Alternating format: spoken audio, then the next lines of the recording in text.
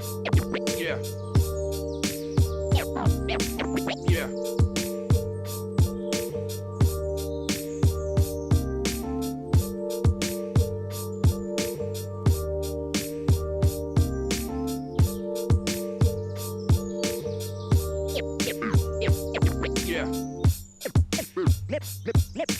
Memories. Memories. Yeah. Memories.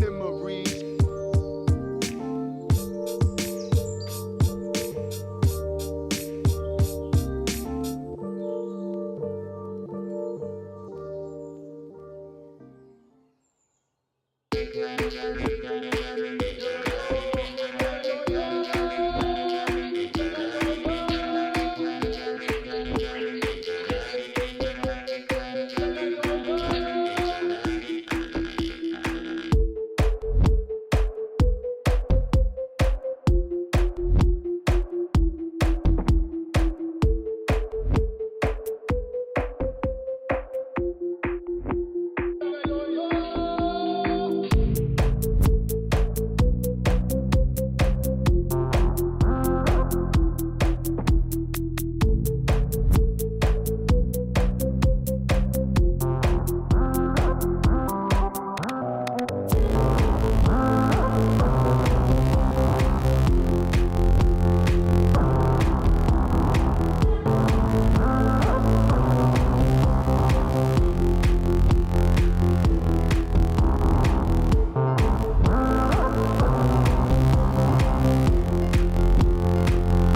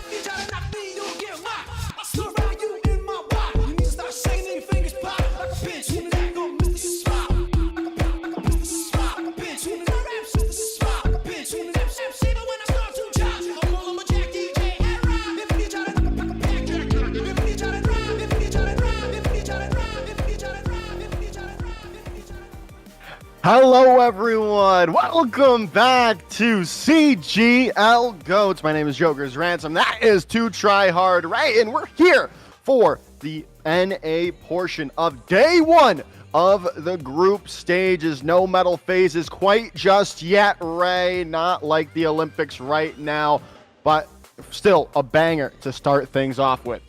Yeah, I couldn't agree with you more. We bring you first match, which will be Not Hive Mind versus King David Esports. It's going to be a great first matchup for you guys.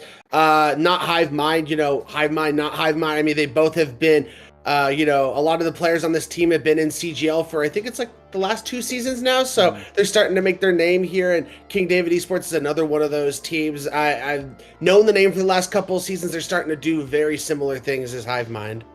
Yeah, definitely. I mean, Hive Mind obviously more PC. King David Esports is an Xbox team platform. there. So, I mean, it should be an interesting way to see how well GOATS stacks up against PC versus console here. Yeah, it's going to be really interesting because when you come down to something like GOATS, it's not like you have a bunch of like hit scans and stuff where like aiming at the right pixel where PC is going to have generally a better advantage when it comes to stuff like that. This is just tanks and supports brawling it out, going at it head to head. Yes, there's going to be, scenarios where, a good right click on the Zarya is going to mean a lot, but the whole pixel aiming thing is not going to be as important in this meta. Very true indeed. We can take a look here at our, I think we can take a look at our rosters here, Ray, to show, who's playing for who. No, we don't have a graphic, so we cannot show you here what these rosters look like, but we can talk about it here. We got Flexecution, Hatcher, Stu, but Deadly, Lifeguard, Crimson, Bladon, Small, and Defer on the side of not Hivemind. Yeah, and then for the side of King David Esports, we have Satoru, Spark, Water, Spec, Sky, Tex, Vej, Kylo, Guts, and Oblivion. Yeah, it should be a fun one. I mean, this is, I believe, first to twos, right? This is to start things off. So we're not going to be seeing much of the map pool, but it should be, a little interesting. Obviously, I think we know where we're heading if we head into the hybrid stage of the map. Like King's Row is probably that map choice of for people, but round one or map one has that preset map pool. We're starting off today on Lijiang Tower. You said, sorry, is Lijiang Tower today? Yeah, Lijiang Tower round one. Yeah.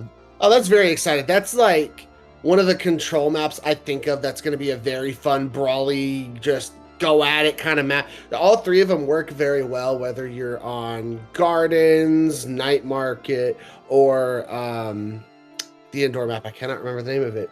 Control map. But anyway, they're all going to be great brawl maps, and I'm excited to start seeing this GOATS go head to head. I mean, we only get this once a year, Joker, so I always like to relish in it. It's always a nice like injection of nostalgia into the veins. It really is, especially with the recent developments in the dev office. Seeing as we're bringing back 6v6, it seems in some way, some shape or form that is going to be coming in eventually. But it's a great way to show what's coming in the future. Yeah, I couldn't agree with you more.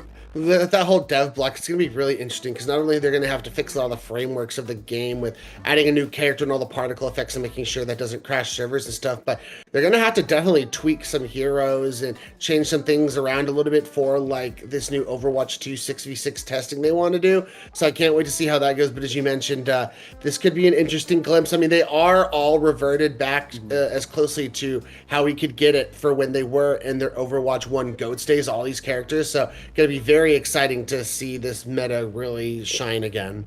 And speaking of characters, let's talk about that. The team comp can be as followed. Rhyme or Winston, you cannot have both of them at the same time. It has to be one or the other. Then Diva, Zarya, Lucio, Brig, and then there's a flex support choice you can go with. Ana, Zen, or Moira. Again, if you walk out on out of spawn with an illegal comp, you will forfeit them. No exceptions at all, even to stall. So you're only going to be seeing those swaps for stalls from that flex support role or from that main tank player. Yeah, I mean, really, it's unlikely we see the Winston swap. Maybe to stall, but I definitely think stalling-wise, Moira could be a swap that we see, just having that fade and being able to run around with the heal orb. But I think generally speaking, when we get to the top of the top teams, it's going to be the exact same comps going Yeah, at it. of course. It's going to be the Rhine, and you're going to have the Zen. Yeah. I've seen some situations where teams make the Ana work, where really they just get super aggressive with anti-nades and go in. Sometimes you can make that work, but if a team is playing really well with their Rhine shield, it's really hard to take advantage of that. But we're gonna have to see. But I expect mostly Zen throughout this entire weekend, and then the following weekend, which is in 2 weeks. Yeah. And we had to make that change because of OWCS thingamajiggies. So we wanted everyone to get the chance to play if they wanted to play and make things easier. We are going to head to a break because we are still waiting for King David Esports to be readied up. And when we come back, we'll be ready to go into map number 1.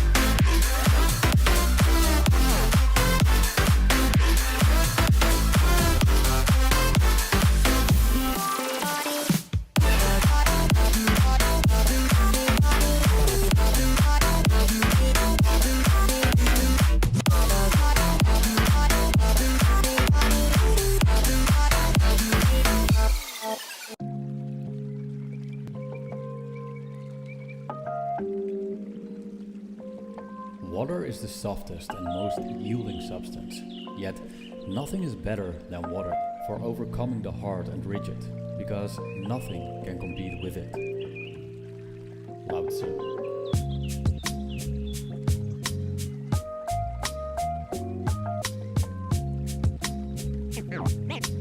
Name straight, new wave.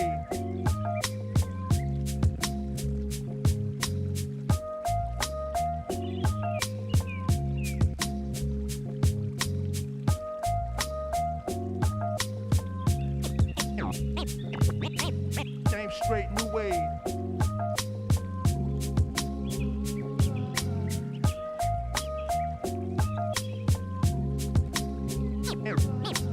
Name straight, new wave.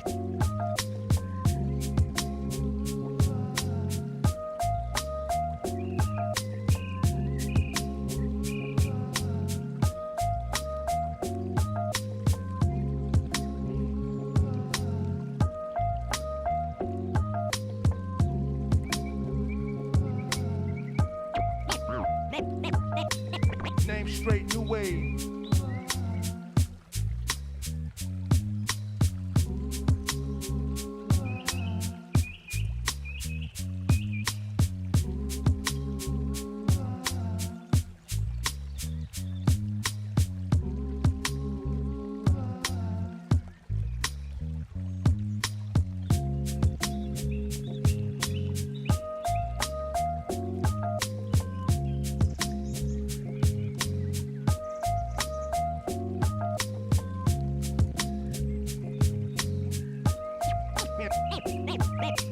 Name straight, new wave.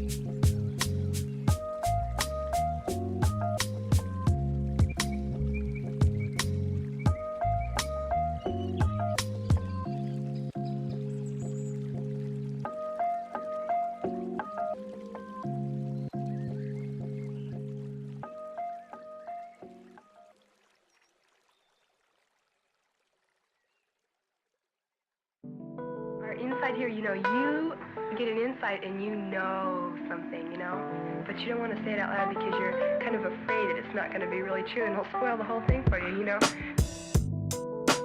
But when somebody makes you say it, then, and it's true, then it just makes it more beautiful of a thing.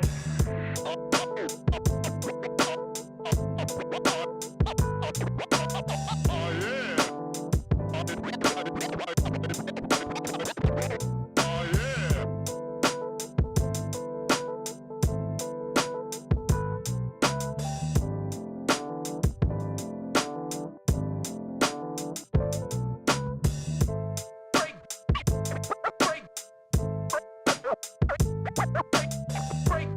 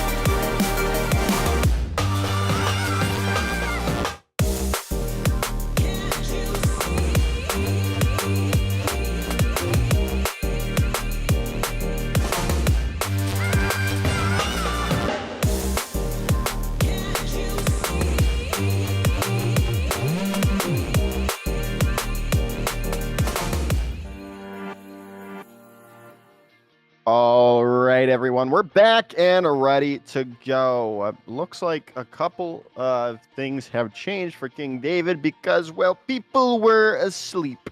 I don't know how you're asleep at 4:20 in the afternoon, but Hey, for East Coast, that's like 1:20, okay?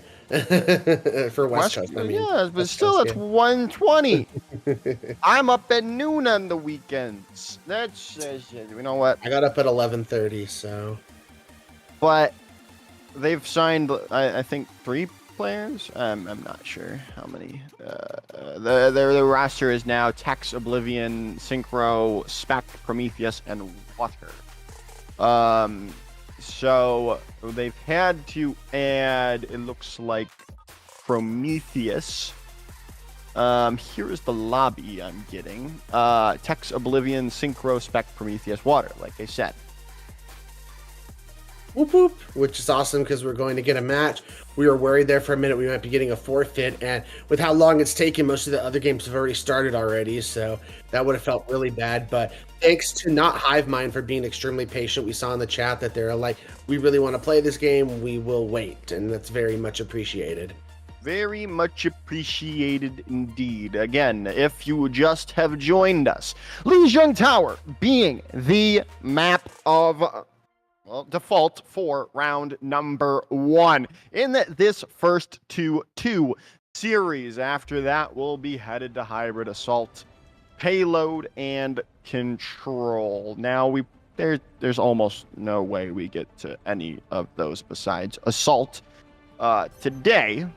But we'll be seeing probably a lot of Kings Row after this here, Raymond. But we are going into map number 1. Yeah, I mean, you never know. We might have the possibility of a draw on a King's Row, but I digress. As we take a look at both of the teams, no surprises here. Both going with the Rhine variant, both going with the Zen variant. So, again, this is all going to be about that cool down rotation, making sure your Zarya steps up with her bubbles to get in front of the Reinhardt, making sure when all those cooldowns happen, the Diva's there with the defense matrix to eat a lot of the damage. It's all going to be about keeping that Rhine alive.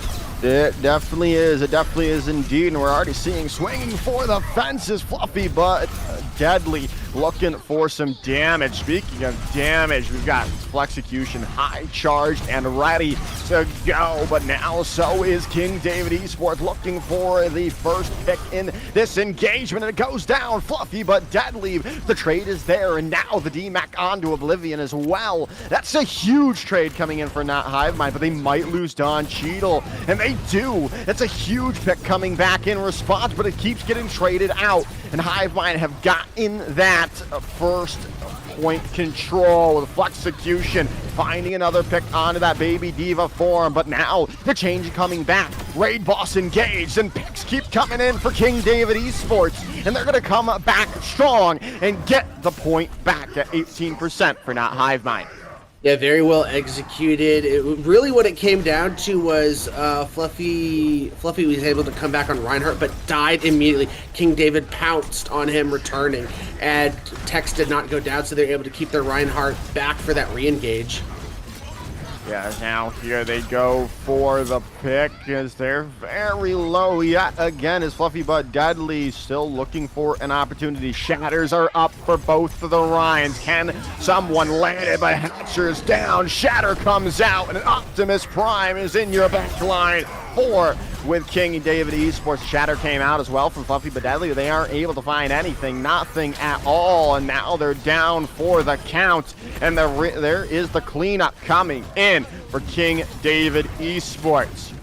Yeah, very well played by King David. You know, considering you're on the defense, you have options whether you want to get really aggressive or very defensive. But they're doing a great job of hanging back in certain situations and then knowing exactly when to go forward and get on top of these characters. They're getting Fluffy but deadly down so early in these fights. Oh, and the Grav is eaten up by Oblivion here, but there's the Sound Barrier coming in. Grav was invested by Synchro into the self-destruct coming through. Crimson looking for a pick. They can't find anything. Nothing at all coming through, but still there's an opportunity with Rally coming in from both of these Brigittas to make a change, but a stun up. Fluffy but deadly goes down, and that's the go sign for the rest of King David to send not Hive Mind packing. Yeah, I mean, the amount of damage that Synchro is throwing into this fight on the Zarya is just too much. Fluffy but Deadly's shield is constantly down, and he's just going down, and that's all thanks to that Zarya and the Brig shield's constantly stunning Fluffy but Deadly. Yeah, now they come into this fight. The Shatter gets dropped. 4 goes down. And that's the go sign yet again. King David are taking no prisoners. It's up to 98%. 99. And it's cleaning house. Not Hive Minds trying to stagger it out. Don Cheadle on the point with the coalescence. Or not coalescence. Oh, my goodness. What am I talking about? It's transcendence. And, well, it's just not going to be enough. King David take round number 1. It's all right. It's been a long summer for all of us, Joker, as we're getting wound up for the incoming fall semester of so much Overwatch esports. Very well played by King David. It just felt clinical. They never overinvested. They always let Hive Mind come to them. I mean, there's plenty of times we saw the sound barrier come out where King David didn't even need to respond right away with the sound barrier. The fight would continue, and then they re-engage with it. So they're doing a great job in this ultimate economy and letting Hive Mind basically continue to bleed and use ults in situations where you probably didn't want to commit them. Yeah, definitely. As now we're headed into Control Center for round number 2. We'll see how things shape up on this closed quarter map of Lijiang. As the Ryans are looking to get a nice duel going in, but it's just Tex walking past. They're in the back line, and well, thankfully they get that pick down for not Hive Mind. That would have been a huge boon if King David were able to get away with that, but that's just not going to happen. Prometheus goes down. They don't have that speed boost, but they aren't going to be taking this fight any farther. Yeah, Don Cheadle coming through big on this end. We're going to need to see plays like that time and time again. Discord orb placements going to be super important, and then being able to hit those volleys at the right time to pepper in that extra damage. Yeah, so now we come into this fight. Tex is still low. There's the shield bash coming in from both of those Brigitas still. You can't really come out because you can't invest. Rallies come in, though, from Spec. They have an opportunity to push forward, and Synchro's going to take down Flexecution. It's a huge pick, and now Don Cheadle goes down as well. This should just wrap it all up without having to invest anything more. Hipster invested the Brigida rally, though, for not Hive Mind in the losing fight. Yeah, very unfortunate commit of ultimate, and that's what I was talking about with King David. They're a lot more clinical. Hive Mind are using ults in situations where they probably didn't want to, and Water came through once again. It's like this Zen battle between Don Cheadle and Water has been fascinating. Water gets the better end in that fight, and they're able to turn it quickly. Yeah, going into this, Fluffy but Deadly looking for a shatter. Gonna be blocked up. Tex, shield stayed, as always. And now Fluffy but Deadly is down. Lucio's sound barrier is coming in to hold things true. Water's gonna go wild. Finds 2. And now King Dave, they're holding strong. They do lose Prometheus, so they have to be a little bit more careful.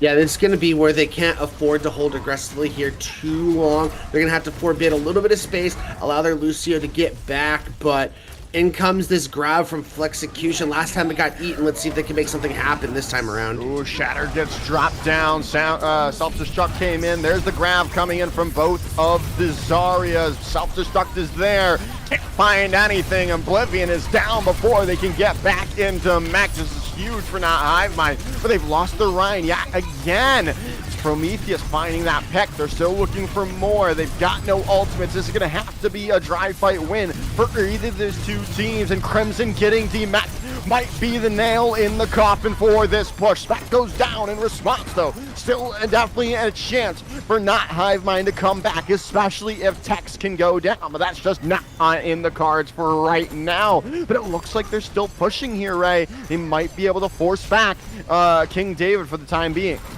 Yeah, final fight for them. Flexecution's getting close to this grab, and it's going to be important to flip this. They do flip it. They get the point back, and the Shatter drops down 4, finding the picks. Finally, Fluffy lands down that Shatter at the crucial moment to win out the fight and keep this round going. Woo. Take your breath away there. Fluffy but Deadly finally coming through. It felt like the team was having a hard time keeping him alive and he just couldn't land a shatter, but lands one in the 9th hour for his team when they needed it most. Very well done. I mean, we're going to have grab from Flexecution, but so many defensive utilities between the Transcendence and the Sound Barrier available for King David. There's the grab. Flexecution invested it early on. They now have a shatter, though, dropping down Flexecution. They had to invest both Transcendence and Sound Barrier, and it works. They get Spec out of the fight, but they've got to regroup. Yeah, and they're sending King David Esports back to spawn, 80% and counting for not Hivemind. Yeah, I don't know if on King David side that was a miscommunication, but when that grab came out, they used both Sound Barrier and Transcendence. That's not how you want to do. You do not want to stack support ultimates like that in GOATs. A huge shield bash comes in clutch, and that's going to seal the deal for not Hivemind on this round 2 of Lijiang Tower. The cleaning house comes through. It's all tied up, headed to round number 3. Yeah, what more could we have asked for in this first match of the group stage? Is going to a sub-map 3 on Control. Close as can be. And not Hivemind really came back with a blaze in that fight. Hatcher has been looking really good on that break, as you mentioned. Got that key stun in order to allow Crimson's Diva Bomb to find full value. And those are the kinds of combinations we need to see time and time again. It's that Grav Bomb combination. It's that Shield Bash combination, or Shield Bash the Reinhardt and Shatter. There's so much you could do in GOATs, and it's all about communication and working together and making sure everyone is on the same page and executing those plans. Yeah, definitely. It's now where it comes down to this last sub-variation of Lijiang Tower. Who's going to be going up 1-0 in the series to go into this hybrid map type? Right now, we're still waiting it out as the stun comes up. Tex is still low. A lot of people are low on not Hivemind, and the nice stay on coming up onto Fluffy, but deadly with a counter charge, and that's going to be King David taking the first fight. Yeah, I'd say really the only sad thing you feel for King David, at least, you win the fight, you're going to get the point, but you did lose Synchro in that fight, so you lose all the charge that you're able to gain in that fight. But, I mean, basically you're back to even on the Zarya charge. You would have liked to just have the charge advantage coming in the next fight, but now they're able here to defensively pick where they want to hold. This map's going to be really hard to push for not Hivemind, because there's only 2 directions you can come from. It's going to be tough sledding.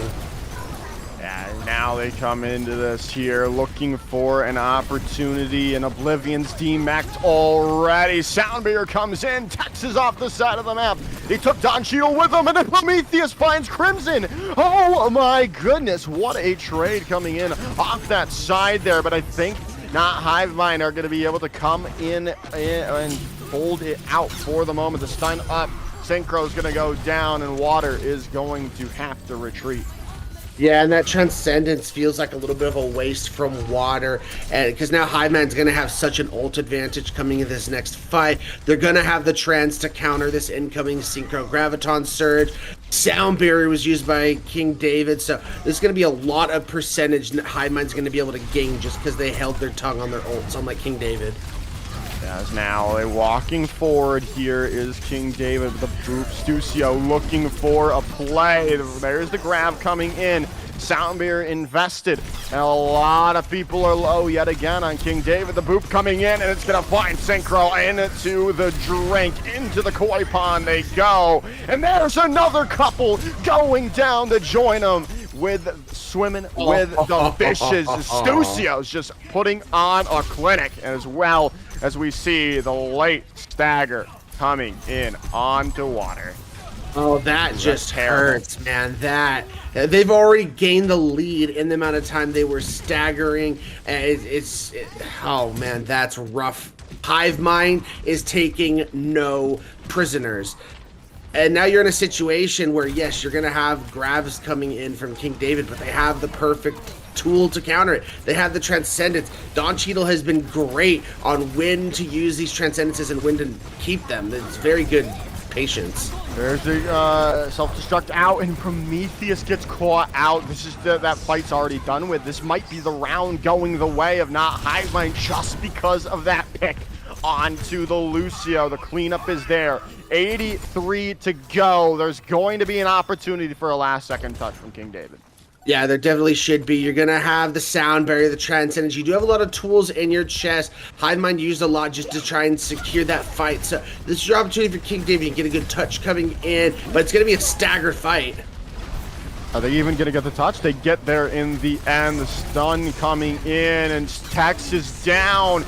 Didn't get that shatter up in time. Sound barrier from Stucio. They have no more support ultimates, but the picks are coming through for King David. They need to find more. Prometheus is down. Oblivion gets stunned up. Still in mech.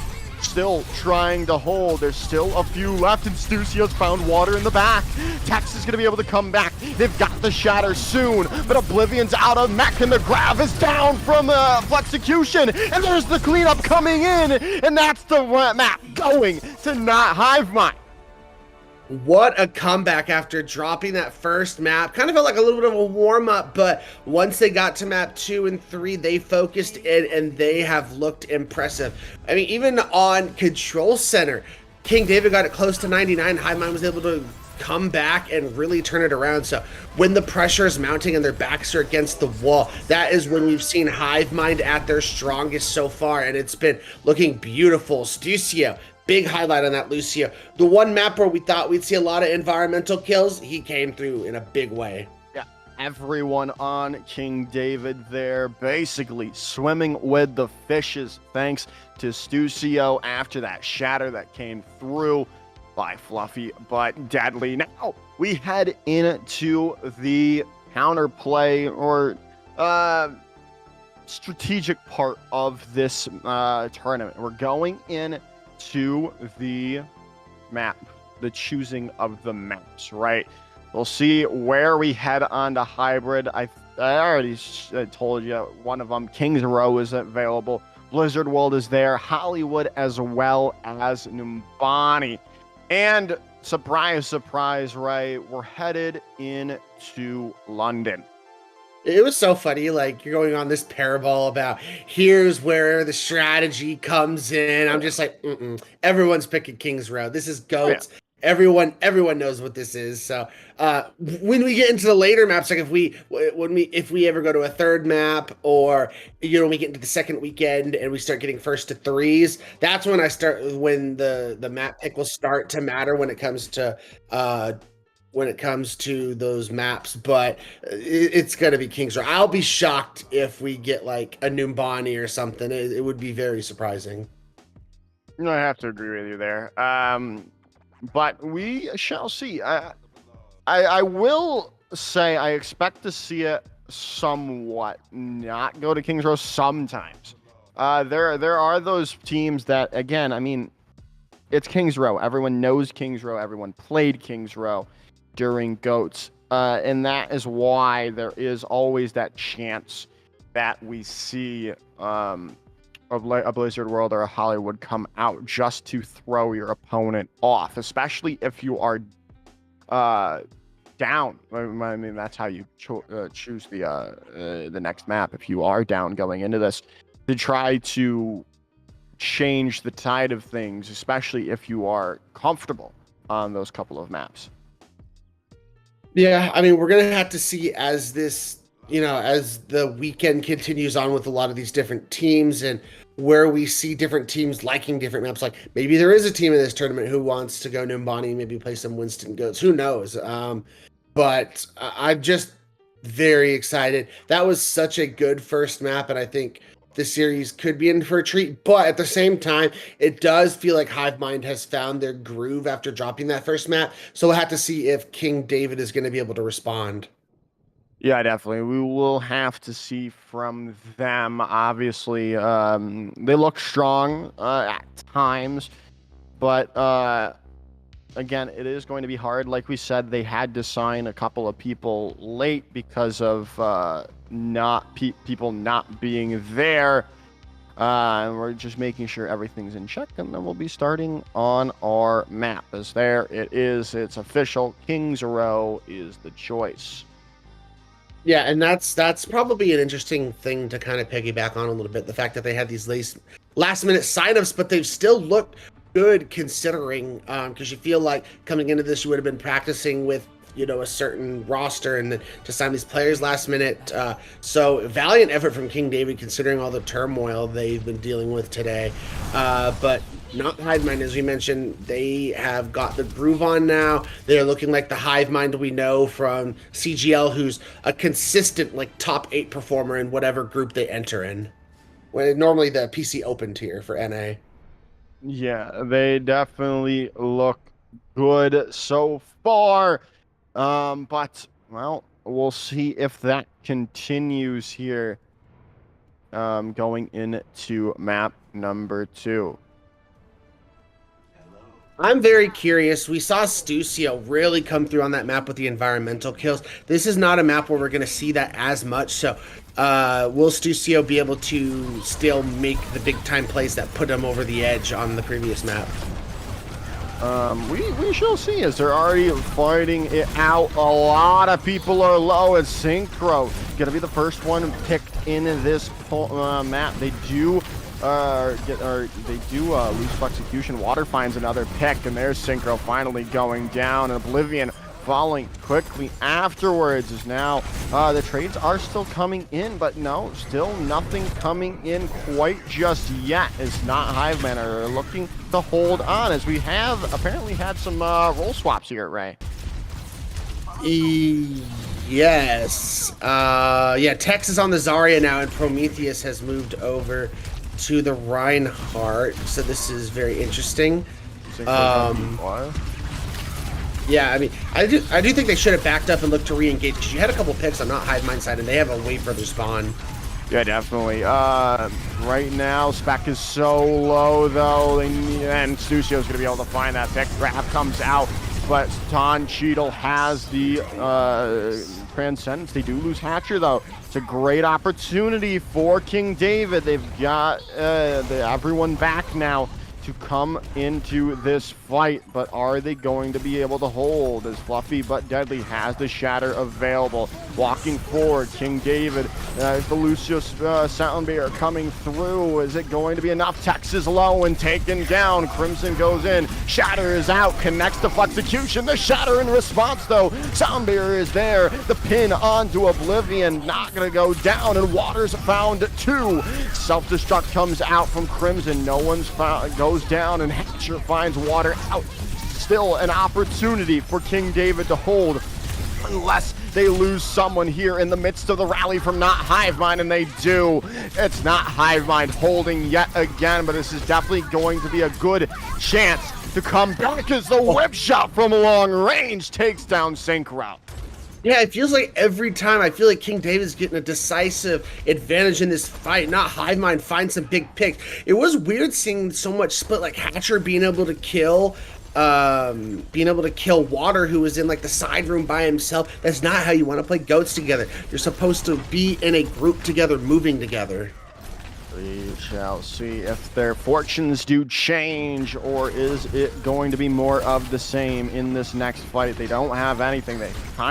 They do have the Transcendence from Water here, and they're going to have to invest it with the Flexecution grab coming online. The charge into the back, but Oblivion is down now. Shatter comes through from Fluffy but Deadly, and that's going to be the cleanup yet again from not Hive Mind. A minute to go on the clock. Yeah, I mean, again, that was a lot. That was 3 ults you threw into that fight for not Hive Mind, and King David's coming up on about 4 of them. So I think this fight is their opportunity. If they use these ults correctly, they should finally be able to break through what has been a stone wall that Hive Mind has put up. Yeah, the thing is, I mean, they've got the sound there. They're going to have the rally, and the grab is eaten up by Crimson. It's a huge play coming in for the Diva. Not Hive Mind. Self-destruct comes in. Not going to find anyone. Shatter only missed the shield of Fluffy but Deadly.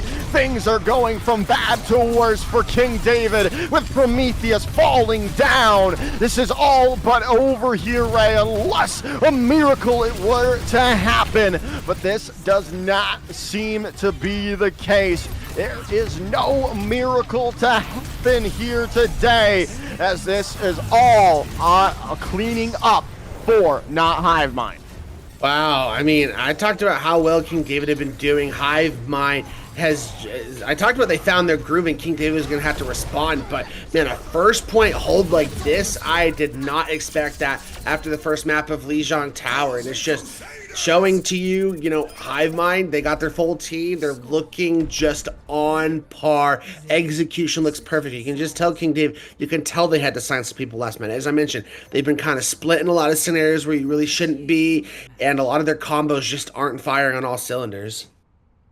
Yeah, it is an unfortunate turn of events for them, who are looking for King David, who are looking to do well, obviously, but things are not always possible for teams. As now we head in and need a hold here of a lifetime, but that's why, right? They were busy playing what is that? It's Hearthstone. Yeah, that's Hearthstone. They're busy playing Hearthstone in the spawn room instead of winning their fights.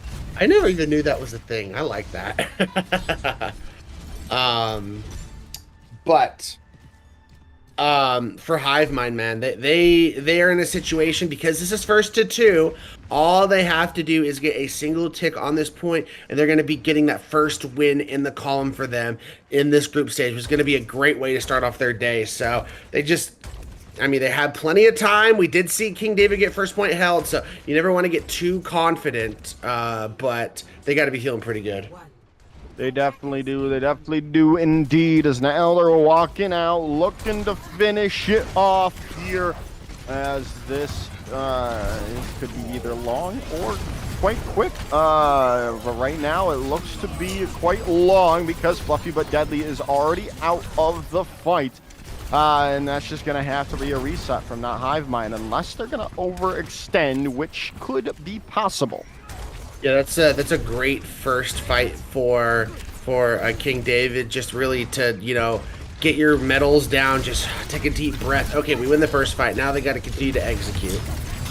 Definitely do. Ooh, and they find Fluffy yet again. That's a huge play. It's just, yeah, they're gonna have to reset. Don Cheadle goes down. Oblivion's all alone in the hotel. Flexecution falling as well, as Crimson might be getting. Oh, okay, they get back to spawn before they get demacked. Yeah, this is part of the problem we saw when they dropped their first map, Joker, was Fluffy but Deadly kept going down early time and time again. Hivemind has to make the corrections to make this happen. I do indeed. They've got to stick with that tank player through thick and thin. Very close. Both of the Zens have Transcendence available for that health boost. His Tex is going to go solo. Soundbeer invested. There's the Transcendence coming online. Stucio very close to their own. They've got to build it up. They don't in time. There it goes. There's the Soundbeer, but they're not going to have it for the Shatter. There's the self-destruct. The cleanup coming in from King David as well. And now it's down to 2 minutes here, Ray. Things are looking better and better for King David. However, Joker, take a look at the top screen. King David blew absolutely everything. Hivemind will have not only the Shatter, but they'll be coming up on both their Diva Bomb and their Graviton Surge. This could spell disaster for King David. I think Synchro has to be ready. This grab needs to be eaten. Yeah, they've got to keep track of that Lucio and that the Soundbear and the Transcendence. Shatter comes out, not going to connect anything. Though they still have those opportunities for this Graviton Surge, but Fluffy but Deadly goes down. You have to reset again and wait out again, but that's just going to give more time to build up to ultimate. Sax finds 3 and builds up to their Graviton Surge. Yeah, this is looking better and better for King David. They are getting close to this Transcendence, but the grab is online right now. So if Hivemind gets aggressive, they're not going to... Actually, it looks like Water's going to build it up in time. Yeah, that is huge. They needed that fight win there before those support ultimates came online. Grav is out from Tex and they lose Fluffy yet again. They just keep losing their Reinhardt. What are they doing? They're just falling apart. Yeah, it feels like they have the. I don't know if they're getting overconfident or what's going on. King David is also playing extremely well. They're playing much more together than they were last time on the attack. But they are just letting Fluffy but Deadly go down too easily. This is happening way too fast. They're going to have 5 ultimates. They need to win this fight. There's 30 seconds to go. The rallies are out. There's the grab on the board. The shatter connects, and they're might be able to find Don Cheadle. The self-destruct finds nothing. No one's gone down yet, and Fluffy but Deadly is gone yet again. Transcendence comes out. Oblivion is gone. There's still a chance. There's always a chance for a team to finish it off. King David has it in their back pocket now with Don Cheadle down for the count. They've got the self-destruct from Synchro. Stucio now gone. This is all but over, it would seem, for King David. The hold comes in with the self-destruct and Graviton Surge coming in. King David are able to hold it out, tie up the series, and or not tie it up. Yeah. Or is it draw? Not tied up. It's draw. still It's a 1-0 draw. Hive Mind. It's a draw. So. I'm stupid. It's a draw, and we're headed into map number 3. Yep. I kind of foretell it. I'm like, maybe we'll get a map number 4 if we get a draw. And that is the first draw on Hybrid. And that is just a huge comeback from King David to get first point held like that. No ticks. To just keep the composure, keep it going, and come back and just fire back and force the draw. I give my just applause to King David. Nicely done. Incredible. It shows you never to count yourself out of anything. You probably should have lost that map, but you stuck with it on the defense and put on a full hold yet again.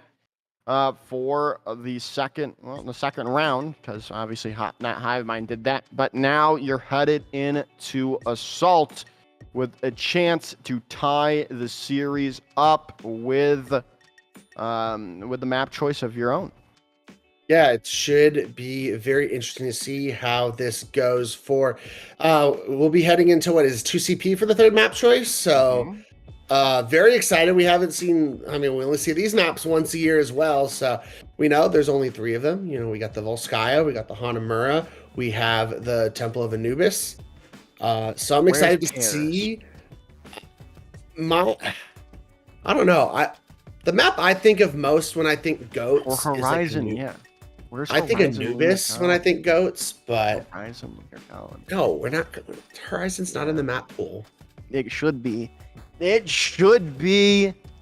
It could be, Ray. It could be if we. It's like saying Paris could be in the map pool. Yeah, it could have been, and it should have been. No, it's a great map. No, what are you talking about? It's the best map. Stop sitting on that copium. Paris is not a good map. And it would have been.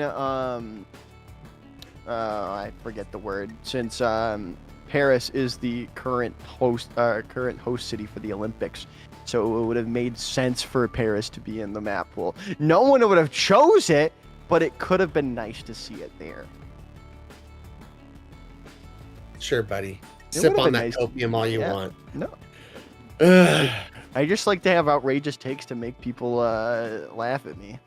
It's just what I do. I mean, you are the master at that. It's Clown Week, right? It's Clown Week. I'm Joker's Ransom. It's Clown Week. Come on. It's it's International Clown Week, right? August 1st to August 7th. International Clown Week. That is a very interesting fact to know. I did not know that, but don't worry, folks. More of the Ray and Joker scene because we'll be with you guys today and tomorrow. So look forward to more of this. But focusing on the 3 maps that we actually get for TCP, the Anubis, the Volskaya, and the Hanamura. Looks like we do have confirmation in our heads it's going to be Anubis, which to me, that's the map I think most of when I think goats. Like I tend to think Anubis and then Hanamura and then Volskaya, but Anubis is the one that comes to my head. Anubis comes to my head for one play and one play only. It's the one where Silman Su went onto the high ground on point 1 with Zarya and just beamed down everyone. Yeah. That's what this reminds me of, and that's what I hope to see. Because It was just a fantastic play, and if anyone can show me a clip of it, I might give you $5 if you do it during this tournament. Well, you hear that, guys? I Someone pull up that might. clip and you might win $5 I from Joker's might. Ransom. If I want to give you $5, I might do it. What a declaration. If I want to give you $5, I might give you $5. Yeah, exactly. There you go, guys. Find the clip, and there's the potential of earning yourself $5. And it has to be during this tournament, too. I don't want old Does it have to be clips this of it. weekend, or can it be the weekend in 2 weeks? It can be both of the. It's this tournament. Okay, just making sure. That gives people plenty of time then. Yeah. It just has to be almost exactly like it. But Look at this. Anubis, man, brings back so many memories of me competing against Anubis. CGL and running double shield on defense. Great times, double shield, great comp. not at all. All right, let's not bring this up. Let's go back to Paris, where I primaled into the water during a CGL match. Match. Yep. All right, Let's bring it back. All right, Hive Mind now on the defense once again as they were on King's Row. Let's see if they can put together another first point hold like they did previously. I mean, didn't do them as good because we got another draw, but who knows? We'll see, as both teams are going to find trades. Prometheus finds Stussio. Oblivion goes down as well. Hex is very low, but the DMAC onto Crimson might sway it in the favor of King David, and it does, in fact, with the picks coming through their way. Water finding another one, and now, yeah, this should be King David, unless some miracle happens with Hatcher going down. Yeah, this is all but over. This is all the water show with the Jonak skin putting on a show on Zenyatta. I think that's just fitting, man. Water has been absolutely pivotal for King David in this series, putting on a show, and that skin is just the icing, the cherry. It's just everything on top of the cake. Yeah, it definitely is. And now they have the opportunity to snowball this second point, and this is why I don't miss 2CP, the snowball capability coming into this, and it might have already started. Don Cheadle's down for the count. Already found a tick of progress there as well. Synchro is going to get DMAX. There's still a chance, but Flexecution falling, Water finding another pick. This should just be the end of it all. The Shatter comes out, though. Fluffy but deadly finds two. Soundbearer coming in. Transcendence out from Don Cheadle to try to buy time for the respawns. People are low and people are going down now as King David are going to be stuck at the doorstep of completing all 3 points. Yeah, 96.9%. I do think King David's probably regretting putting in that sound barrier into the fight. It's you know, they were so close, hoping to force people off the point and just get that point, but it just didn't work. And now you're going to be down in the ult economy. You still have 3 of your tank ultimates, and you're coming up on a rally, so there's a chance. And there goes Water finding Stussio out. Shatter's connecting, and there's a self-destruct out. And this might just be more, yeah, and that's the points going to King David. Dude, Water is finding these opening picks every single time. Like, if you had to ask me to name a MVP for King David at this point, it has to be Water, man. Like, this is ridiculous that the Zen keeps finding opening picks like this. Definitely. And they are living up to that skin right now. But now we head into the attacking phase for not Hiveman. They've got to match this time bank going into it. They've obviously got to match the 2 points, or they're going to be tied up going into a decisive map 4, which would in fact be Payload. And there's a possibility that Ray's looking like a prophet here when he's talking about going to map 4 this weekend, and already getting that on the very first match is a possibility. So King David, you just got to make sure you don't allow yourselves to basically pull a not Hive Mind. Yes, you did very good. You got both points, lots of time on the clock, but you got to follow through. You got to keep up the aggressiveness you've been playing with and not allow Hive Mind to get both these points, and make sure you send this to a map number 4. Definitely. Now 5 seconds to go, and between Hive Mind's attacking phase, and there it come. They come out of the spawn. Can they match this time bank? Are they going to match this time bank? Those are the questions right now. Looking to take it a completely different way than King David. Up the side, up the left, and looking to draw it out up close and personal. Fluffy Buddy getting all jostled around, and they are going to go down. King David take down Fluffy Buddy, Fluffy but deadly already in this fight, and the cleanup going to be there onto the rest of not Hive Mind. Yeah, and that's been the big problem every time Hive Mind finds themselves in a tough pickle. It's because Fluffy but Deadly is going down first and very quickly in this fight. It's not like it's these long, drawn-out fights where he goes down because you're all out of your resources. It's very early, and I almost saw Winston there for a second, but it was corrected. Now we're going to see another fight here. So they're going to go through the side room and look to engage once again, coming from this direction. But I think this is kind of what King David wants.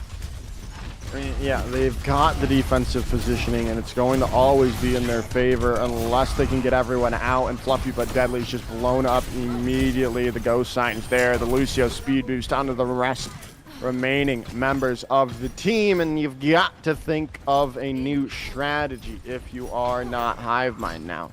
Yeah, because what we saw previously from King David was they didn't even go through that room. They just, took the pathing toward the high ground and was able to basically find vulnerable players when the chaos ensued and pick them off. I feel like that's kind of what you got to do here. If you're not Hive Mind, and that's exactly what they're doing now. Batter's connected to 3 there down, but Fluffy but Deadly's down for the count yet again, and this is continuing to be the win con for King David. They lose Prometheus in the fight, though. They don't have the Rhine, but it's not going to matter with all the picks coming up red yet again. King David are down and getting it under 2 minutes to go on this defense. Yeah, already half the time wasted. However, no supportive ultimates available for King David, while Hive Mind is sitting at both their Sound Barrier and their Transcendent. So as long as they don't stack the two like they did like we saw King David do, they should be looking good. Hatcher goes down. Water finds another one. It's just rinse and repeat in the water for King David as they just keep on holding, and the stagger is going to be deadly. Oblivion finally putting Crimson out of their misery. Yeah, I mean, we talked about how Hive Mind seemed to have found their groove when they were able to come back on map number 1 and then first point hold. Now it feels like the momentum is just completely shifted on King David. Not sure if the win was taken out of Hive Mind's sails for not finishing off King's Row, but King David was like a whole new team. Grab comes out, Tex finds Crimson. Shatter ourselves just comes down and finds 2. Finally, everything opens up with Tex going down to their right collects. Water's gonna find another one, but they're finally gonna get taken out of this fight. 30 seconds to go, and they are gonna be looking to get a D-Mech, and they do take Synchro out of the fight. Yeah, now they don't have the mech, so what really you're gonna have to do at this point is probably go back to spawn if you're the Diva and make the swap and get right back on the Diva in order to get that mech back. It's not worth holding on to that ult charge at this point because you're gonna be in a fight without that defense matrix, and it doesn't look like they've done it so far. Yeah, so now they're going to come in. They've got back to the point, though. Shatter's going to come down. Oblivion is gone. Don Cheadle with the pick. The Shatter coming in. Fluffy but Deadly's not able to find it because they were yoinked into the air. Taken down. Synchro finds them. And now this should be the hold coming in, or starting yet again for King David Esports. Wow, that is shocking. King David literally won that fight, Joker, without even their diva for 80%, 85% of that fight. That Hive Mind should have been pouncing on that opportunity because there's no eat available. That's so much more damage being thrown onto that Reinhardt or whoever it is, and they just could not take advantage. And now they'll have the sound barrier to sustain, the rally. King David's in a very good spot with only 2 minutes to try and break through, and this is where it gets tough for Hive Mind. It's very tough to break the second point if you're not snowballing. As now they come into it, and here they've got to wait things out. They've got to play. It's gonna get oh no! There is the certified CGL Ajax coming in, but it might not even matter. The trades are there, and there's still a chance, especially if Flexecution falls. They do indeed. They're getting some charge or some progress on the point, but it's just not looking like it's gonna matter. They got a tick, but they needed more than that there, Ray. A minute 30 on the board for not Hive Mind. You had to know the first one was coming at some point in this tournament, but man, we are checking a lot of boxes just in this first match. Possibility of a map 4 already in Ajax. This first series is giving us everything we need, Joker. It definitely is. It definitely is indeed. And when did this Reinhardt skin come out, by the way? I don't think I've ever seen this in my life. Which one? The Reinhardt skin Prometheus is wearing. It's like a devil. Oh, I think that was a little bit older. I don't remember. I have no idea, bro. But it's a very nice skin. Graviton Surge coming in.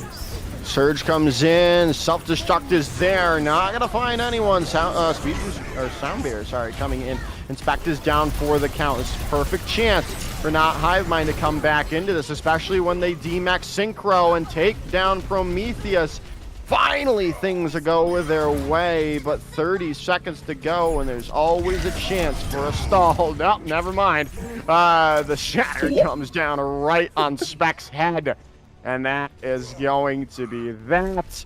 Round 2 completes, but a vast difference in time here for these two teams. Oh, I love it. That was just awesome. You know, great job from Not Hive Mind to really make that work. I mean, it's still a very uphill battle for them to try and make this work. But as we mentioned, 2CB can be extremely snowballing. I feel like if they just abandon going through that side room and trying to attack them on the high ground, just go the opposite direction like they did and start going toward the high ground, then you have an opportunity to make something happen. So I think that has to be the plan here. To be able to succeed and stop King David in their tracks right here, right now, and not go to a map number 4. Yeah, definitely. We'll see how things can work out. A minute. And we saw it took, what,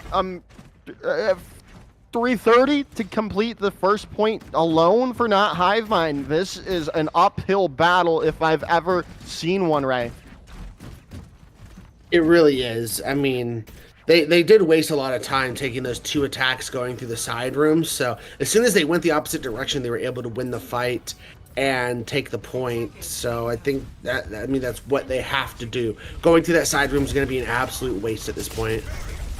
It really is. It really is indeed. As now we're going to go in. There's the charge, and Oblivion goes down. A huge play from Fluffy but Deadly. And now Water goes down as well. This is a huge change from not Hive Mind. Able to open it up immediately into their favor. Now they have to walk, and they don't have much time to walk, but they get another pick. And this is a great sign for not Hive Mind coming in at blistering speed to take the first point. Yeah, that's where communication can start to get jumbled, Joker. You know, you go toward the high ground, not everyone drops at the same time, not everyone goes the same direction. You're able to pick people off. That charge onto Oblivion was just beautiful.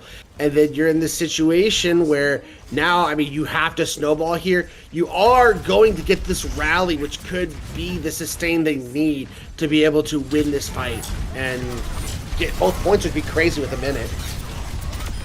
Now they come in. Oblivion's down again. Another play from Fluffy but Deadly with a charge onto the Brigitte. No time bank change. This could be huge if they can get it down to under a couple, down to overtime, but I don't think they will. Yes, they might indeed. 2 seconds, 1 second, and they're gonna get it to overtime. A huge play coming in.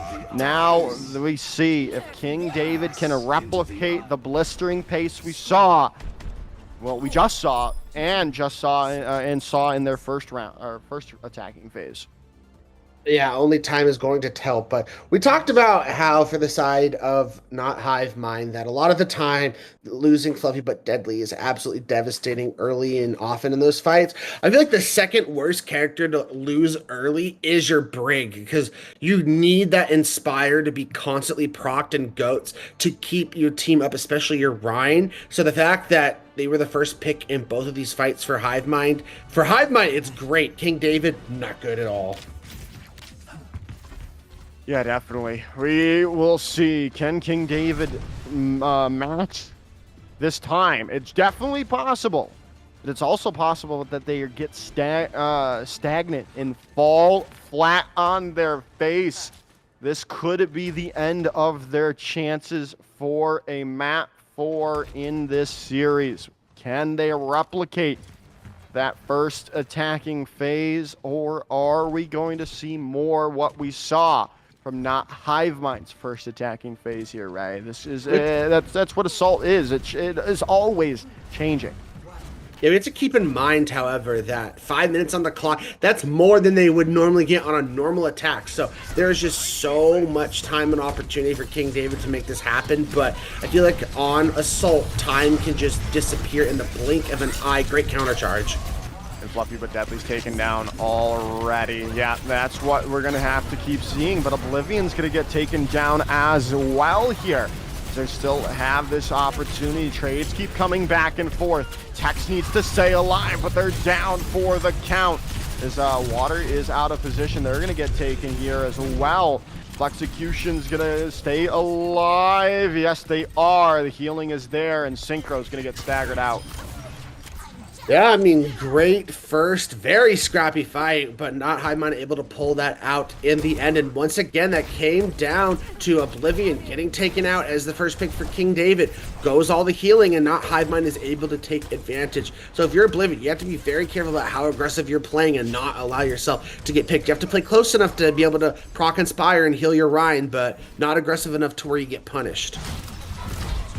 As now they're trying to go in on to another point here onto the side room, looking to maybe have a better, maybe not. Prometheus is stole out. They got a speed boost onto the remaining members here. Yeah. And Spec is down. You've got to get fully engaged into this, but maybe not. They're just going to wait it out and wait for Spec to come back.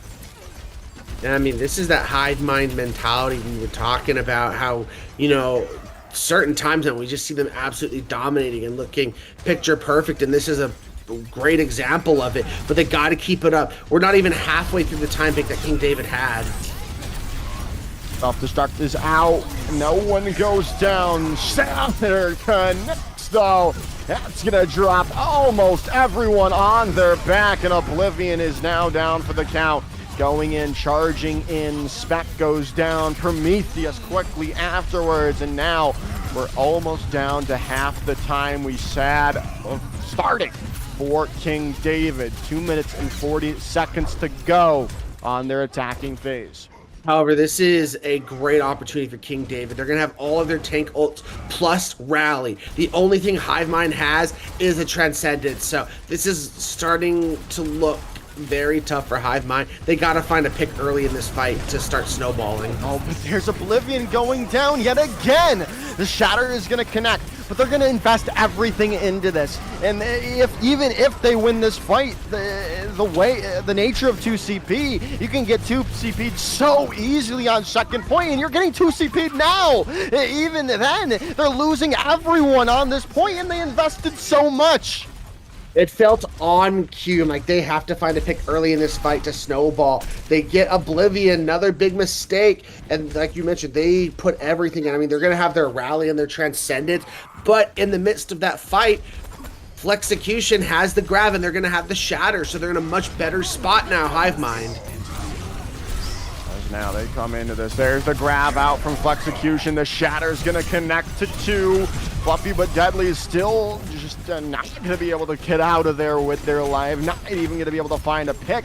And now this is a perfect chance. They've gotten Crimson out of mech. This is where they need to win it, and they need to win it now. But they've killed everyone. There's gonna be a hard contest on second point now. Yeah, unfortunately, that's a big mistake from Fluffy but Deadly. Felt the confidence of landing that Shatter and felt like the damage was there to follow up, but just great healing coming in from Oblivion and from that, the trickle end of that Transcendence, and they just die because of it. Water almost dies, however, in that opening fight. Minute and a half, though. They got to take advantage quickly. Transcendence there from Don Cheadle. Away goes Fluffy but Deadly, charging back into the remaining members of the team. And now Prometheus is all alone, taken down. It's a huge pick coming in for not Hivemind. And there's another one coming in. Spec is down.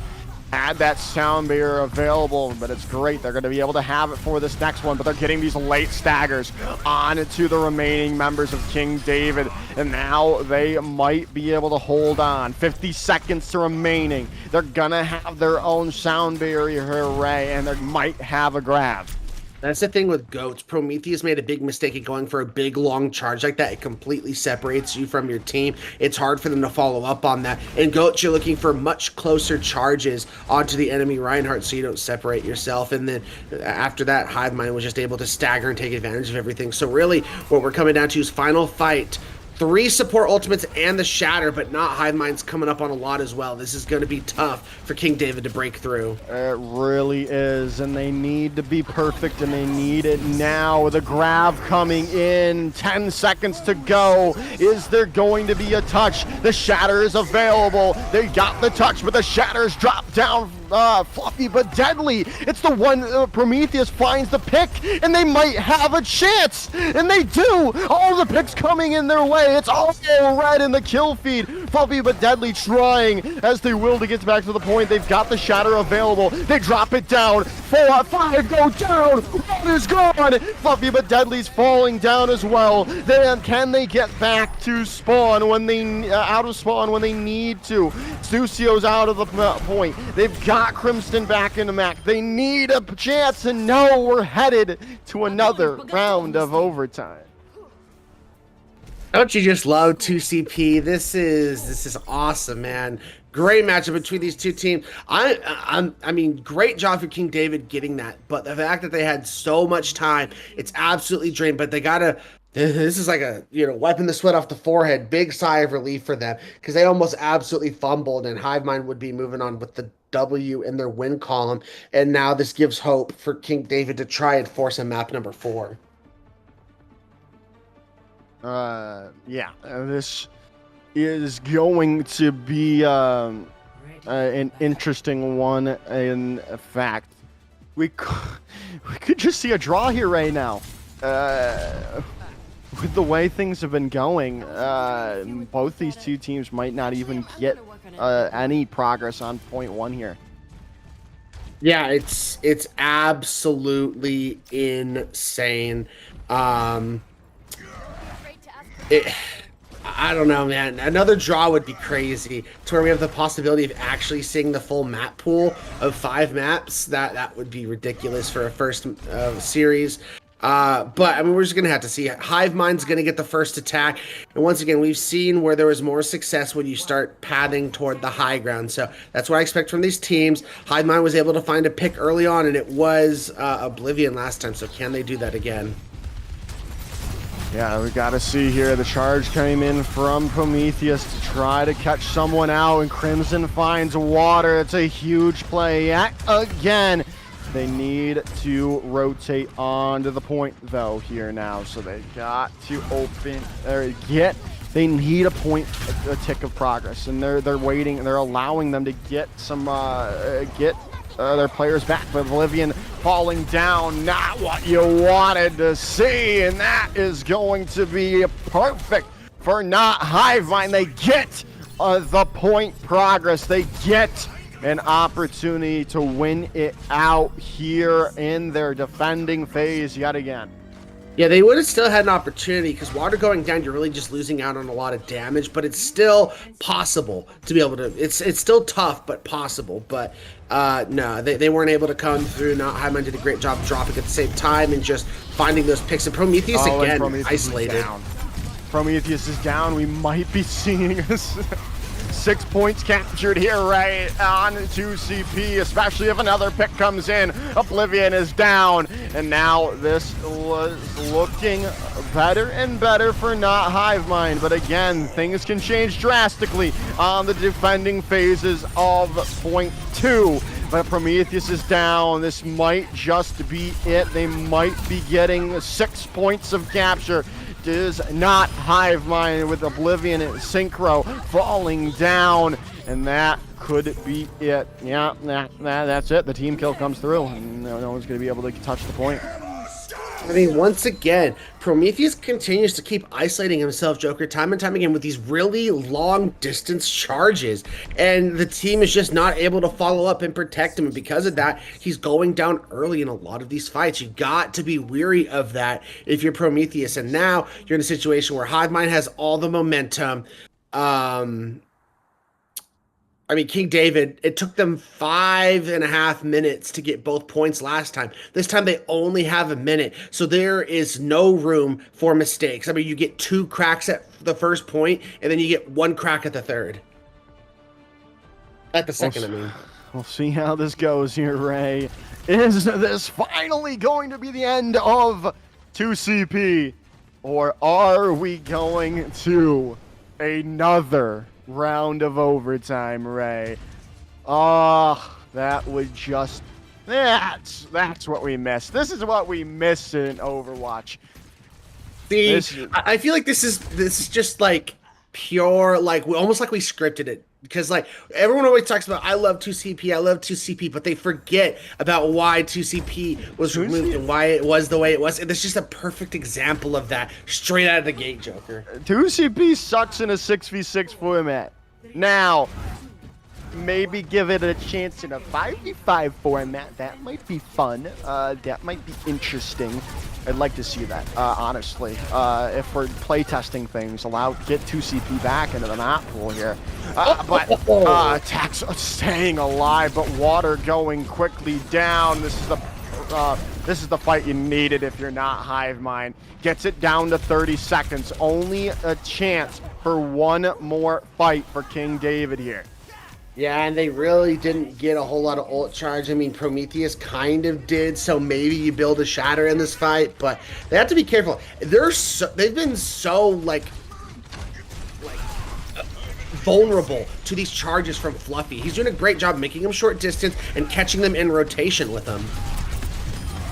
Oh, and that might be just it. Spec is down. No speed boost for anyone is what you need in GOATs. Prometheus is going down. We finally have a map. Wait, maybe not. Fluffy's down. And okay, Synchro's out of mech. It's just Tex left. Yes, we finally have a map decision. Thank you. There it goes. Not Hivemind takes the map, takes the series, and goes up 1-0 in the standings.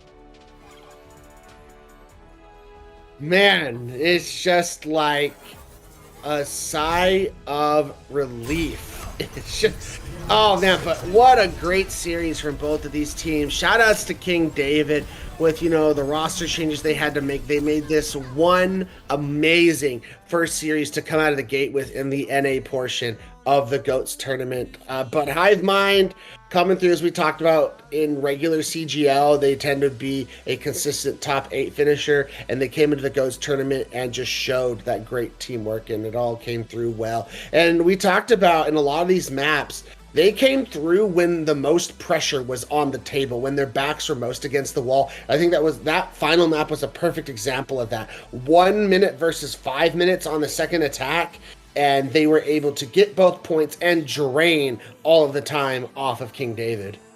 Yeah, I mean, again, it is this round robins for some of these teams seems like a formality. Like if you look in other groups, we see Citrus Nation, we see Dark Mode, right? Those kind of just a formality for them to just get into those later stages, into the bracket play.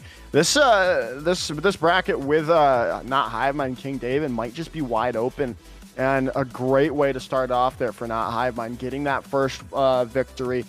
Obviously, you want as many as you can going into it to have a chance for the bracket play. Top 4 come out from each group for a round of 16 bracket in that 2 weekends time. We're gonna head to a break because we are over time. We're gonna try to quickly get our next match in for you as quickly as we can.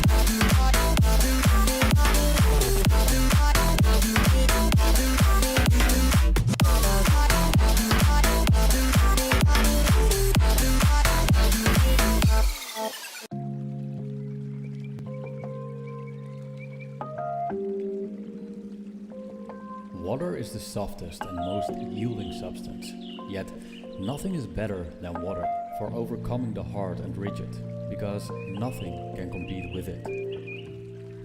Lao Tzu.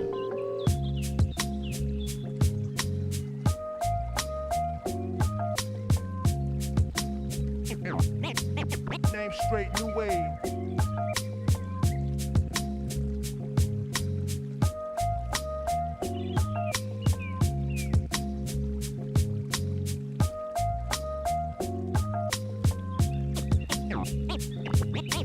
Name straight, new wave.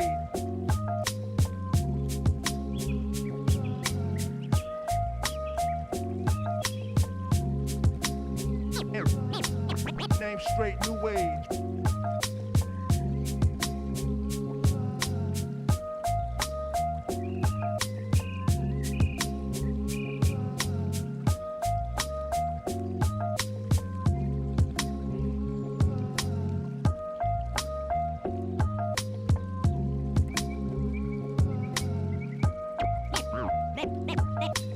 Name straight, new wave.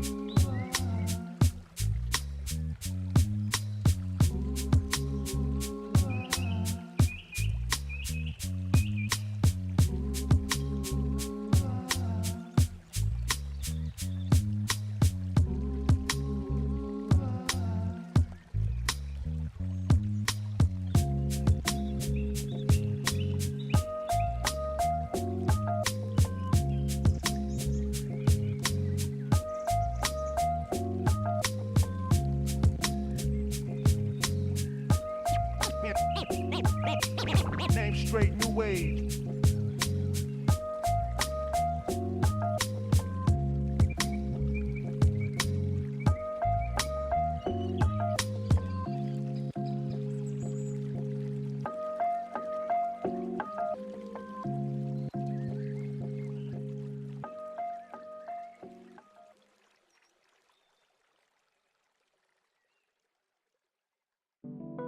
Inside here, you know, you get an insight and you know something, you know, but you don't want to say it out loud because you're kind of afraid that it's not going to be really true and it'll spoil the whole thing for you, you know.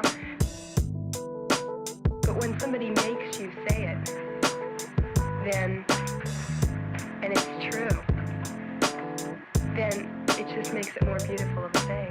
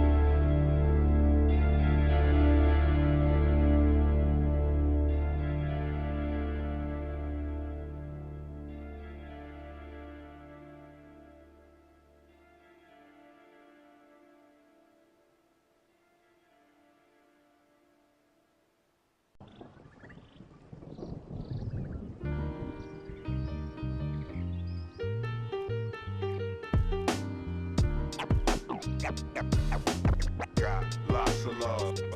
Love.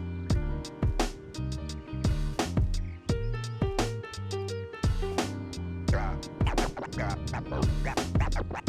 lots of love. Love.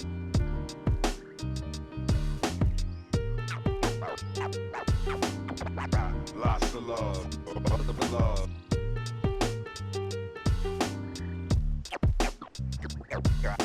Got lots of love. Love.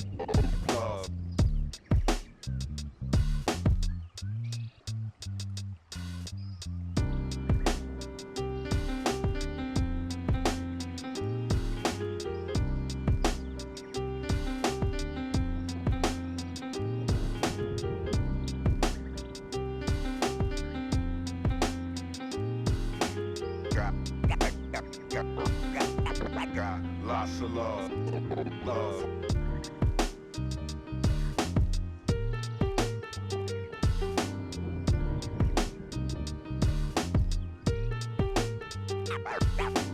Got lots of love.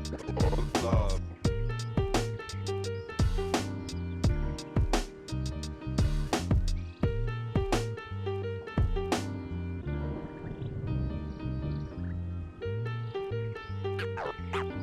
Got lots of love.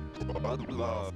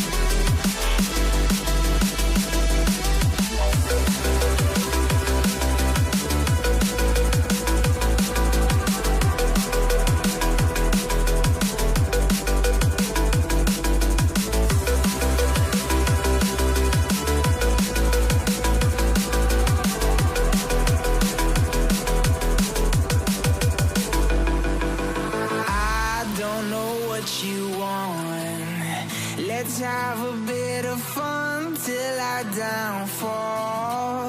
My love, if you feel like I do right now, don't say you're on the run to the other side. My love, you say you wanna try, but you never do. Sugar, there's a reason why we lose.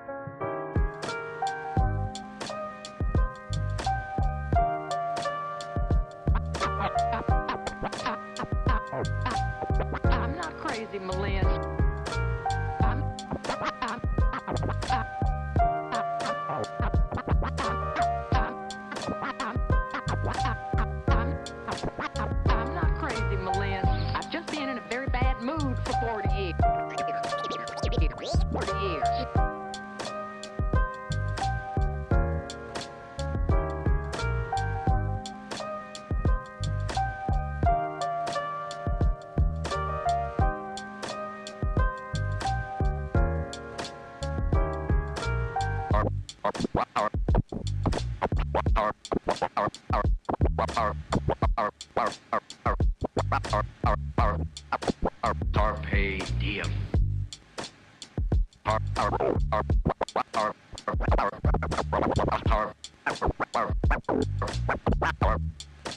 Carpe diem.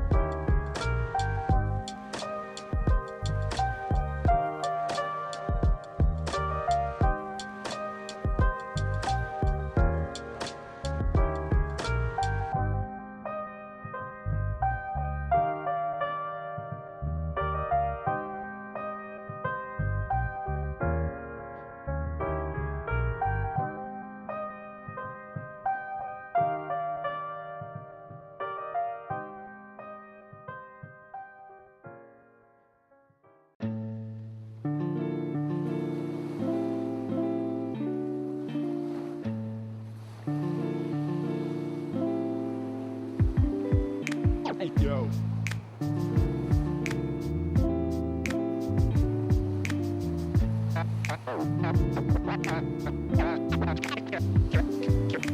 Cash and the ticket is yours. Cash and the ticket is yours.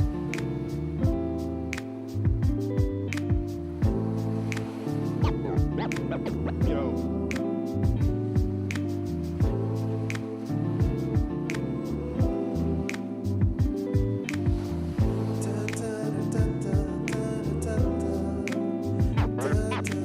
Cash and the ticket is yours.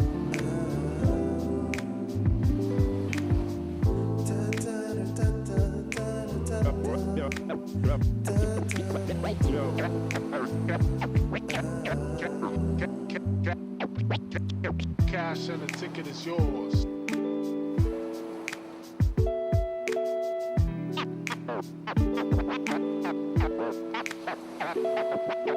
Cash and the ticket is yours.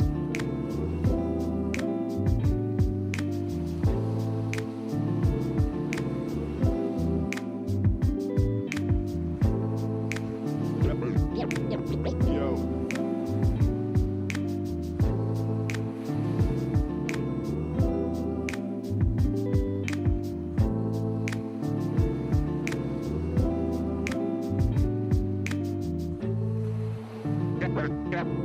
Cash and the ticket is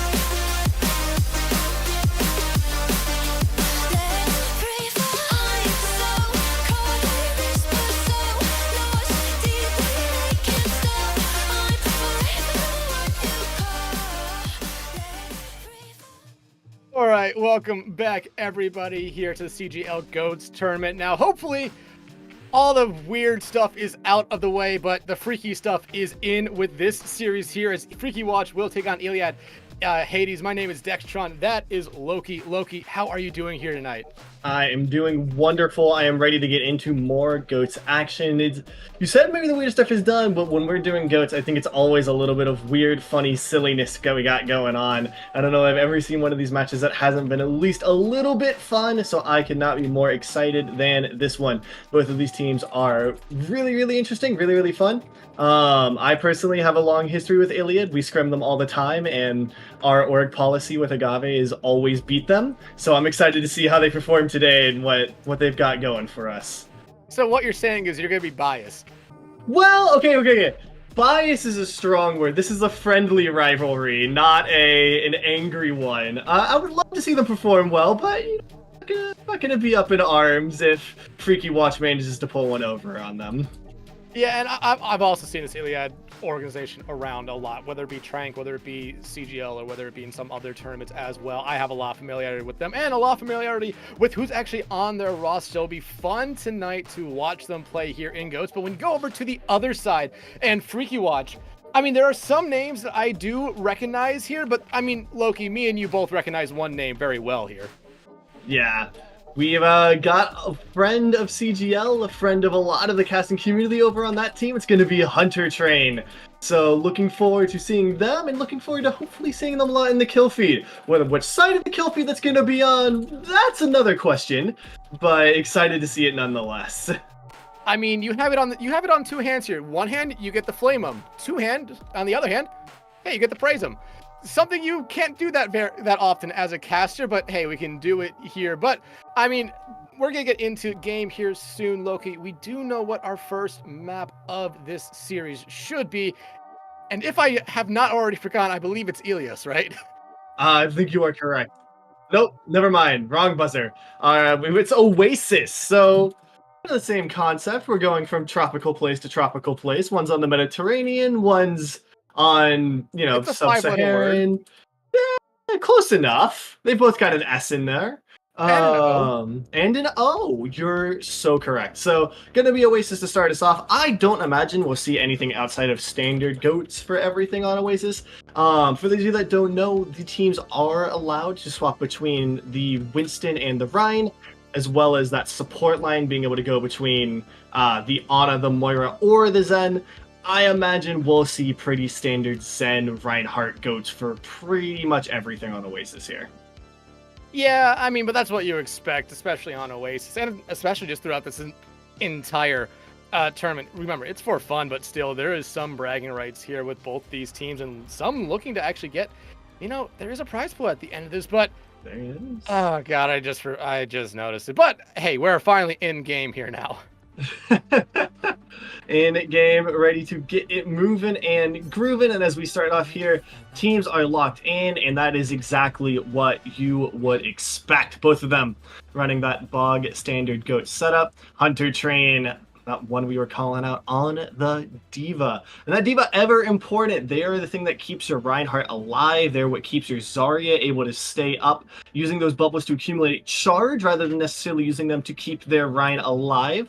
Anytime that Rhine wants to swing, that Diva is going to be so important to have them up there managing their DM, making sure everyone is perfect. So, lots of attention going their way. And as we come out of the gates, looks like Freaky had their war chant in the chat lobby or chat box before it was ready to go of Freaky. And now you do see Pinecone getting a little bit aggressive here, but the bubble coming out on them right away. Same thing with Azoli using that defense measure just to eat up as much damage as they can, but Hunter Train giving the first one to lose out on that mech, and now you're seeing the rest of their team slowly fall behind them. And you see exactly what happens the moment you lose DM, everyone is gone. You might think that DM isn't going to do a whole lot when you're faced with that, hammer and that beam that goes right on through it, but at the end of the day, keep in mind, you've got a Zen doing damage, you got the other Diva doing damage themselves, you've got that Lucio shot coming in, that all adds up, so you've got to have the Diva, and Hunter Chain falls early there, making it pretty hard. And look at the biggest difference right now in the Ryans. Pinecone will be able to get a shatter pretty early on this fight, and I imagine they're going to use it almost right away. Kaltor almost taken out of their life here. Shatter ready for Pinecone, looking around, but it's going to be Doggy that finds the first one. Doggy with 2 this fight as they find Soak. Huntertane just decide to throw themselves off the map there, and they're going to be able to hold on to that shatter while the rest of their support line has all those ultimates ready to go. Nice shooting by Doggy there, especially getting the Discord onto wherever it needs. The moment you can get the Discord on to the opposing Reinhardt, life gets so incredibly hard. That's why bubble management from the Zarya is so important, because throwing that bubble down will cleanse off the Discord as well. And Shatter in the back line gonna catch the D.Va. It will catch 2, but never they're going to be able to find Flaming. However, it's immediately traded out on to Cocaine right there, and that's not who you want to see fall. That Zarya provides so much with those bubbles. Kaltor taken out, and now it's like every other fight where Freaky Watch is going to be all going back to the spawn. Iliad Hades standing strong and now at 1 fight territory, and looking at that ult bar up top, you've got to be worried. 4 of them coming online. 2 of them being the strongest ult you could possibly have. That grab and that transcendence, so hard to break through. Freaky Watch here coming up on 6 ults of their own, but thus far Hades has been setting the pace. Gonna be challenged to see if they can even get these ults off. And they immediately want to rush in. Kaltor looking a little worse for wear and forcing out both those support ultimates now from Freaky Watch. PM going to use their Transcendence here as well. The grab coming out from Hendrix does capture all 6 members of Freaky Watch here. And those ultimates have gone away, but they're still not finding any picks just yet. However, it'll be PM finding Silk, Razzoli finding Kaltor. And with those kills there, that might just do it. However, you do see 2 more picks go the way of Freaky Watch. Never going to be able to find Carter, but it's going to be Razzoli who finds Huntertane before they get back into their mech right there. And you said it right there, Loki. It was Iliad Hades setting the pace this entire first point. Yeah. So far, like up until that last fight, they did a really good job of setting it aggressive, always pushing Freaky Watch back into somewhere they didn't want to be, choosing that very, very strong fight location for Hades. And then right at the end, they see, hey, we've got a tiny bit of ult disadvantage. Let's let them come into us, just pop everything, trade the space for it. They force Freaky Watch to use both the Lucio beat and the Transcendence on top of one another, so neither of them get to have the full effect that you want to have from your support ults. And then they just charge right back in with an amazing recontest. This Hades squad knows each other so incredibly well. They've played together for a long time. This is a team that doesn't just play the goats together, they play everything else together as well. Pinecone thinking about that for a moment, very smartly going off to the Rhine. No real high ground to control on this one, so Reinhardt's going to be the name of the game. And immediately setting up on high ground, that's going to be so important for their Zen to be raining down damage in this mid-fight. Yeah, especially when you see everyone on Freaky Watch just going straight to point. Huntertane charging in to now Iliad Hades here, but Iliad actually taking the most damage at the moment as Freaky Watch doing a good job just keeping control of the point. Eventually, though, we will see a team go charging in. Will they go there to try to stagger out the point? They're going to be able to do that. That Zarya beam from Hendrix, insanely large, insanely a lot of damage, but it's going to be Flaming. That's taken out here early. PM Doggy following them, and I don't know how much longer Hades can necessarily stay in this fight. The D.Va's down on the side of Freaky Watch. Someone can swing back in, but now the Rhine diff onto the side of Freaky Watch. If you have a Rhine, the other team does it so hard to swing back, and you see it right there, even down to low characters versus low characters. It's going to be Freaky Watch winning their first fight here on University. So very strong fight by them. Now they get to set up on point and choose how they want to engage all of these big defender advantages going their way, especially as now Hades has to break through this incredible strong choke. Beat coming out from Carter. Froggy use their one here as well. Pinecone looking worse for wear, but the shatter from Kaltor finds 4 members right there. Everyone from Iliad, though, going to be able to stay alive only for a moment before that Zarya goes in, finds 2 Razzoli, that will find Soaked here. However, you know once you lose that Rhine, once you lose that Zarya, it doesn't matter how good you are, the fight's pretty much over. And now comes the bullying of the baby D.Va. They managed to escape. Kaltor isn't able to get the pin on them, so Razzoli back onto spawn. One of the things I really like about these shatters that are going out is you don't see a lot of insta-death in the shatters, but you see a lot of fight wins off of them. The damage and sustain of these comps just high enough. That's, oh, never mind! I interrupted you. Transcenso going to come out to keep them alive through that right there, but you saw Pinecone go charging through, but they do find Frogito right there, and that can allow this team to just go in all they want. The Shatter, they find 4 themselves. It's going to be never keeping them alive with that Transcendence. However, it won't do enough there as they find Soak and Kaltor out right there. Huntertane going to try to stall at this point here a little bit, but everyone from Hades recognizes what they're trying to do, but they're doing a good job of just staggering this point out a little bit. And at this point now, I mean, one fight and Freaky Watch might be able just to win this point. Yeah, one fight territory for Freaky Watch, so Iliad Hades has to be perfect from here on out. Pinecone takes him to the fight when that last time. This time it's going to be up to the other 2 tanks in the composition. Need to have a big ult from them, but Card is already down! You get the grab though, however, you're not going to be able to find a lot there. Rezzoli invested their bomb, they're not going to be able to find anything. Pinecone getting boosted up in the air so much, but Doggy finding 2 right there, finding honestly probably the 2 biggest tanks you could have of Kaltor and Huntertane there. I mean, we keep saying Zarya is the true damage in this comp. Doggy has been trying to change that notion. They've been in the kill feed all game, throwing in these Zen Orbs, hitting headshots, and especially finding the major tank picks that end these fights. I mean, I would always say a metal ball with that has some density would do a lot of damage no matter what you are right there. And PM Doggy is showing that off right there. Transcendence and Beat coming out here, though, from both supports on Iliad. Just trying to do whatever they can to keep their team support here. But look what Freaky Watch has coming in this next engagement. They have the Shatter. They're going to have both those 2 ultimates on that support line ready to go as well. Iliad Hades needs to play this one kind of smart here. And now you see the engage here from Freaky Watch, waiting for something, trying to bait something else, trying to bait just a little bit of an engage here from Hades. And it's going to be Rezzoli eating the grab, and there goes that fight. However, you see immediately 2 trade right back, make it 3 trade right back. Freaky Watch still very much in this fight, investing the Beat, investing the Transcendence here. They want to win this one back. Taking care of Hendrix will do just that now. All they have to do is get rid of Rezzoli, and they will take one with them, but they are going to be able to take care of them. Stagger at the end, though, just going to be enough to allow a touch here for Iliad Hades. Shatter completely misses everything in the Lucio, so they're going to pick that up, but how much else can they really find? Swinging onto point, it's a 3v4 with massive advantage to Freaky Watch, and that Shatter might do it. That will just do it here. They need to clean up a couple more stragglers right now, and getting rid of Rezzoli before they got the bomb is so huge for them right there. Beat now coming out from Carter. They want to seal the deal here and now, but Iliad Hades is not going to go down without getting a couple more touches in. The bomb from Huntertane will be able to find PM Doggy, who swapped over to the Moira there, but that will do it for this second round. And Freaky Watch showing us that first point was really just a warm-up point for them. Yeah, coming back striking very, very strong there. I mean, that second map, it's a lot more of that straight up brawl. On that first one, with all that high ground, you have to do your rotates a lot cleaner, you have to choose your fight locations a lot better.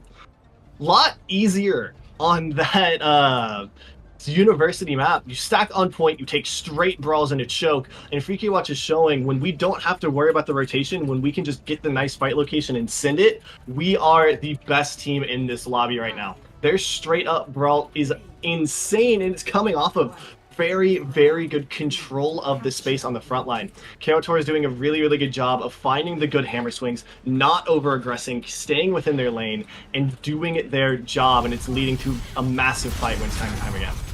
It's always funny to watch from this overhead perspectives, especially when the maps open up, because you get to see how fast these teams go. But Carter getting the boop on the Frogito, that has to be a boop off the map, and look what this does here to Freaky Watch. They just immediately back up, knowing that the speed is gone. Hades, though, wants to just go further in here, forcing this Freaky Watch team to hold those S keys back. But hey, the point's open, and no one for Hades is necessarily going back to cap it.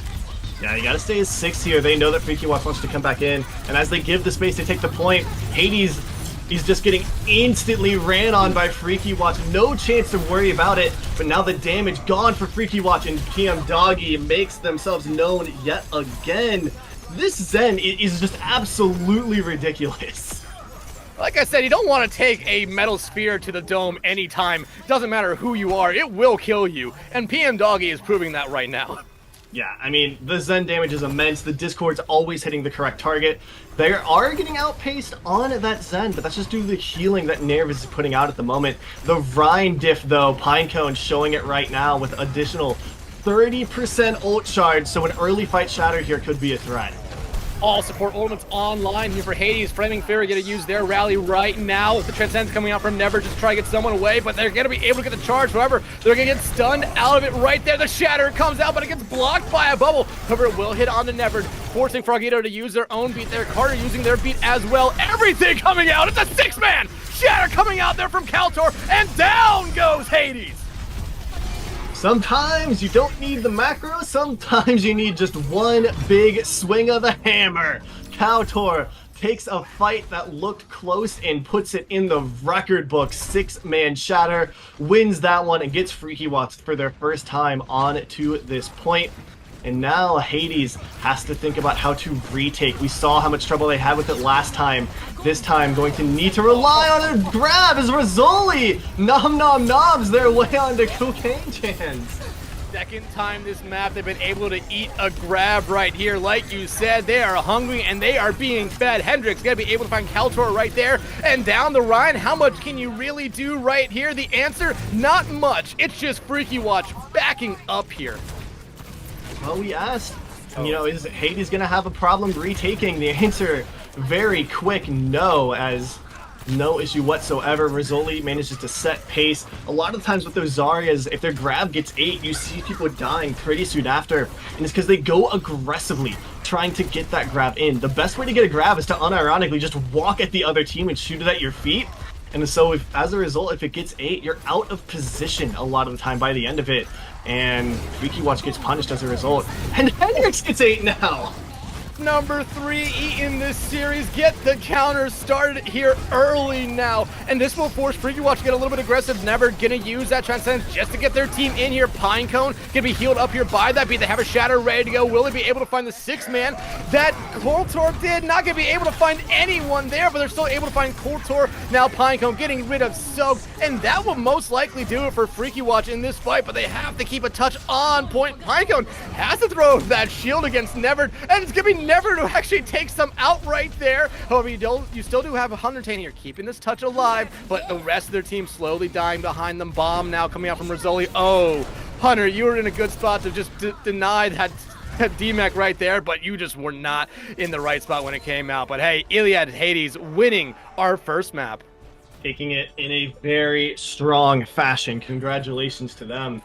The last fight, I love it so much because you see what Shatter can do, not just as an ability to put people on the ground, but the way it forces the other team's Rhine to play. Kaltor shows what a Rhine can do just by pushing the button and actually getting the 6-man Shatter. On the other side, we see Pinecone using it to force Kaltor into a bad position. Kaltor there couldn't swing, they had to keep the shield up, they knew the other Rhine had Shatter, and as a result, the damage goes so far into the way of Hades. Their Rhine's swinging, their Rhine's doing damage, their Rhine is punishing any time Freaky Watch is stepping up into their space, and as a result, the fight goes their way. Even though that Shatter didn't find anyone, it's still doing its job of finding the fight win.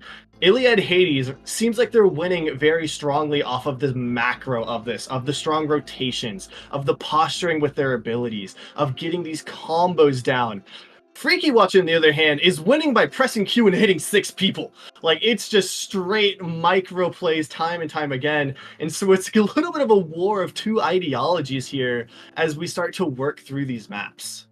Hey, why win a fight through teamwork when you can win a fight by just pushing one button? I mean, if it works, it works. But however, they did lose that first map. So even though it worked a little bit, didn't end up working out for them in the end. However, we didn't really highlight here a player that had huge impact every map there for Iliad Hades, and that was PM Doggy on that Zen. They were able to find so many opening picks for their team and so many picks in the mid fight on that Zenyatta, probably the lowest health character out there in the lobby, able to do so much for their team. Yeah, I mean, you expect your Zen to be a damage dealer, but mostly that damage is coming from the application of Discord. Apart from that, trying to get Zen Orbs through the maze of Zarya Bubbles, Rhine Shields, and Diva Matrixes is so incredibly hard. Somehow Doggy is finding a way to do it, though, every single fight. They are putting in their damage, they are getting in the kill feed. A lot more than any Zen has a right to be honest, and with that, we do have our map pick in. I'm going to give you 3 guesses to see what it might be, and the second two don't count. It's always going to be this one for goats. Here's the thing. I heard that our producer set a map. I don't remember what map. I don't remember what map it is. Take a wild guess. You're going to get it. I guarantee you. Root? What? It's hybrid. I don't know, man. Kings Row! The goats map itself. We're always going to be going to Kings. I don't know, man. Now you're making me feel bad about myself, but I mean, yeah, I should have guessed this one. But again, like I forgot what the map order was, and then I heard him say a map, and I didn't hear Kings Row, but it is Kings Row, and like you said, we're gonna see this every series here. It is when you think about goats, you think about Kings Row, especially because Kings Row is a heavily brawl favored map, and that is what goats is. Yeah, we saw a new Mbani round 1 on the EU side earlier today, and both Twitch chat and the rest of the teams made their displeasure known about that fact. They were not happy seeing anything other than Kings in this slot. And so here we are, the Kings Row itself, both teams getting on that standard brawl. Sometimes you'll see the defense team pull out the Ana. I mean, an anti into a goats fight wins it immediately, even if you just hit like 2 people. That's the fight win. You're done. You win. Problem is, again, same thing as getting Zen damage. You've got to arc it through a maze. So it's one of those really, really high reward abilities that's almost impossible to pull off. Sometimes you see defense teams do it when you have that advantage of the high ground. Not gonna happen today. Pinecone, they want the goat smear. I don't know if Freaky Watch is gonna give it to them though. No, I don't think I don't know if they really are either. I mean, there's so many heroes to choose from, and oh my, they actually are going to give them the Goat's Mirror here at the moment. And I mean, I like what Iliad is actually doing here by just backing up, not playing the choke. I think that's actually a fun thing to do here. Allow Freaky Watch to make their own move, but now you just see Iliad just trying to follow behind them here. And Freaky Watch could be getting some percentage on the point right now, maybe even a tick forcing Iliad to come out here, but it's going to be Rizzoli getting rid of Nevered here. They do get the tick this fight, but I don't know how much longer they're really going to be in this fight here.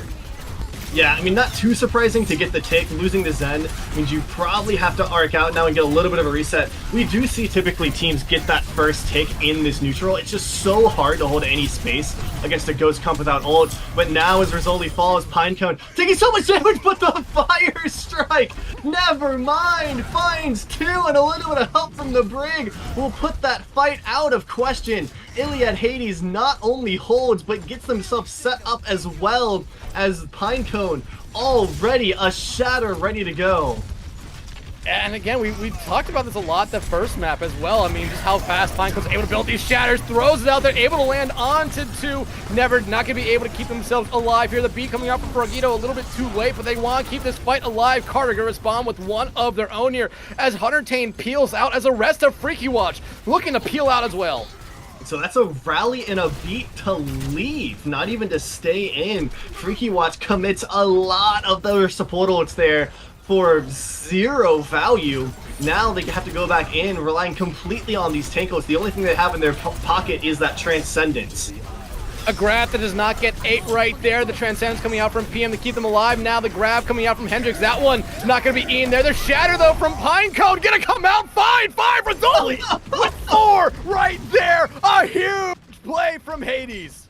The classic shatter bomb. Do you want to look forward? Do you want to look back? Who's to say? You're looking at Spawn. And now Huntertane getting bullied as they try to get back. Not gonna happen. Iliad Hades there invests heavily, but a huge reward. Not only do they take the fight win, they take the Transcendence, the Shatter, and that grab off of the table. So we're almost back to a true neutral fight here. The only thing that's going to be able to get sent in early fight is that Diva Bomb, and so far in the neutral, Hades has looked incredible.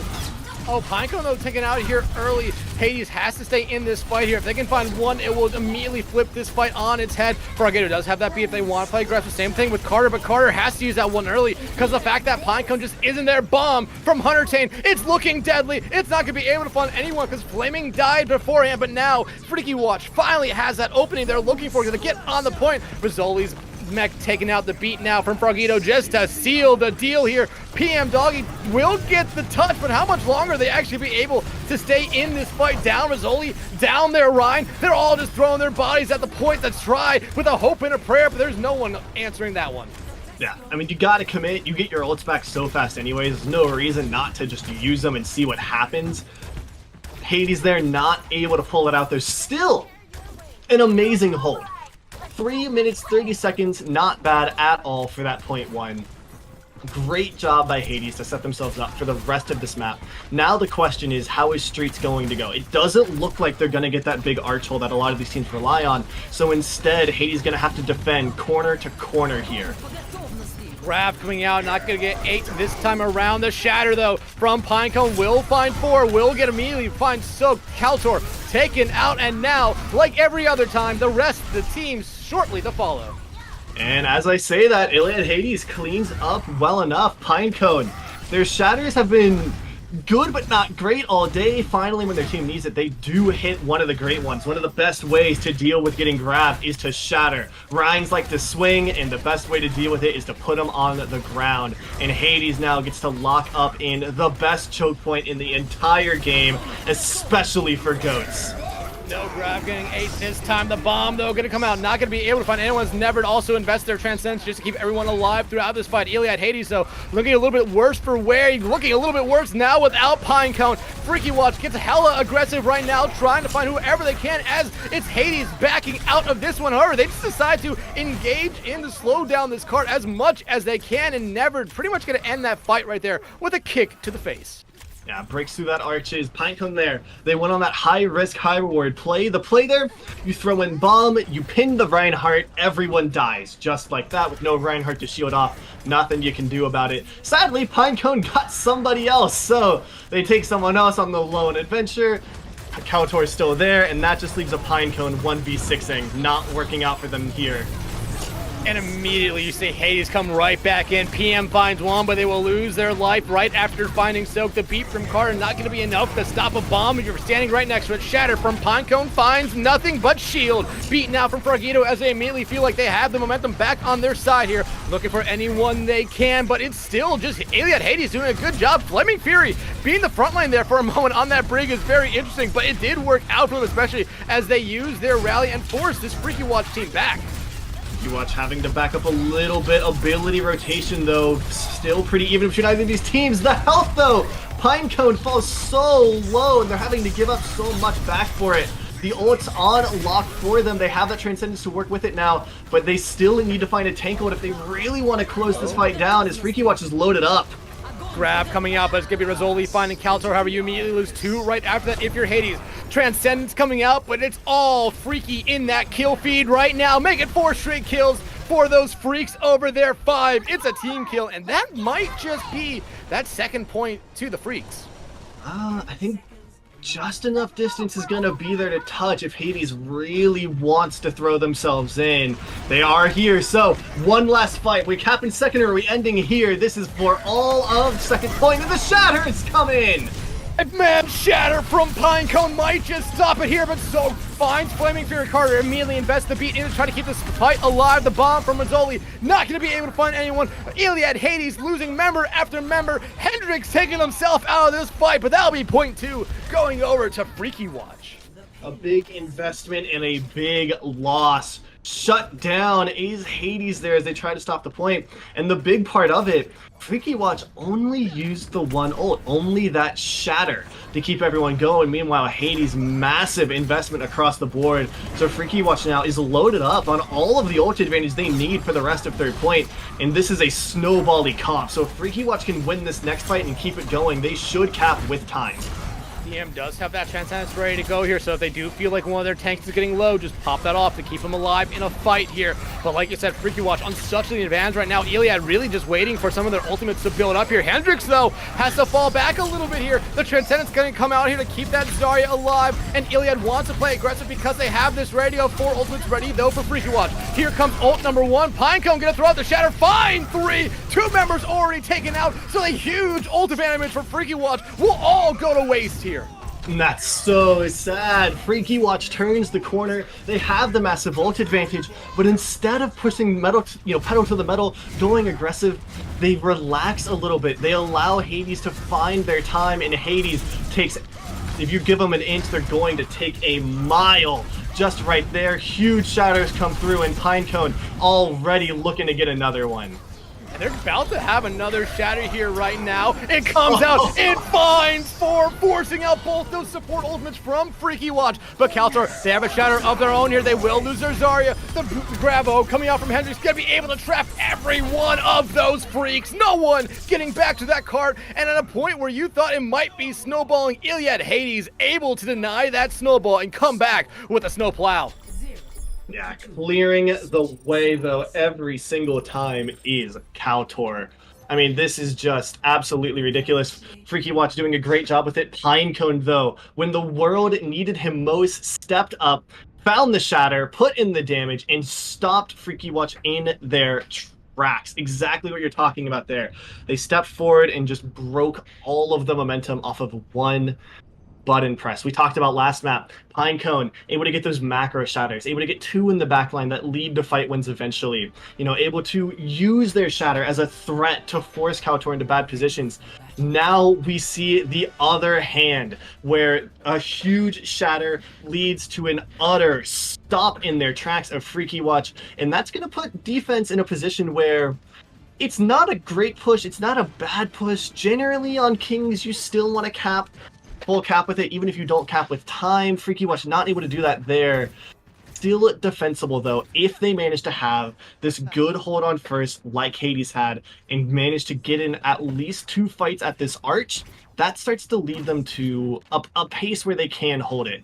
It is going to be difficult, though, because it means they have to have this amazing first point and a pretty good second point still.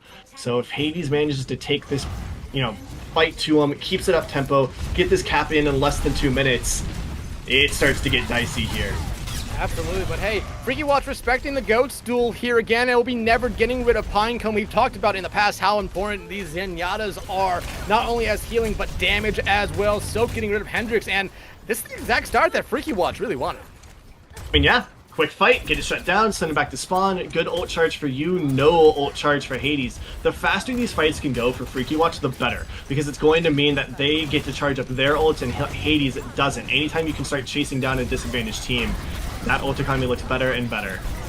And there you go, seeing Pinecone charge in. Some bubbles gonna be able to keep them alive here, but Iliad right now just playing around the statue as they really should, forcing Freaky Watch back, but oh no, there goes Kaltor. Cocaine taken out as well. Huntertane gonna get D-Mech down. Goes all your tanks, now your supports shortly to follow.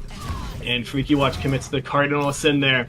You can't split your Reinhardt. The moment Reinhardt is even a little bit disconnected from the rest of the team, that hammer swinging man is gone. And just like that, Hades has a huge time bank to work with for the rest of this point. They're wanting to fight up now, see if they can't get a fight in front of these arches. Doesn't look like they're going to do it as Freaky Watch is coming in aggressive.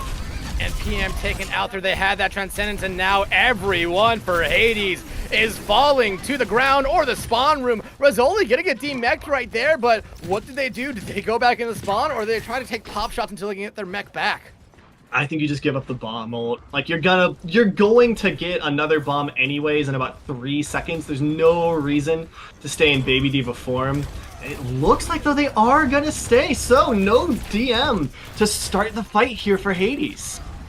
No DM, and I mean, that means Cocaine can get that grab off for free, essentially, here, if they do recognize that Rizzoli's still not in their mech, and I think they recognize that right away. The shatter from Pinecone only to come on to 1, but no one falling yet here for Freaky Watch. Rizzoli now throwing that bomb out there. Nothing gonna come from that one right there, as Freaky Watch is having a strong hold here at the moment. You see that raid boss coming. It's Flaming Fury. Pinecone though gets rid of Kaltor. Now they're going after Soak. Gonna be able to find that one. Cocaine trying to do whatever they can to keep themselves alive, but they're getting pressured out here by Pinecone. PM Carter finding those last 2 right there, and Huntertane, yeah, you're getting staggered very slightly there.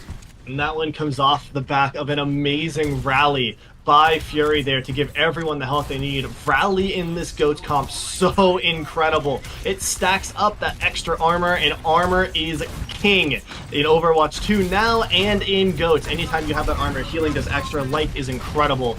Great rally there by Fury to set it up. Now Hades gonna have to rely on that Zarya and Ryan ult once more to try and find this win.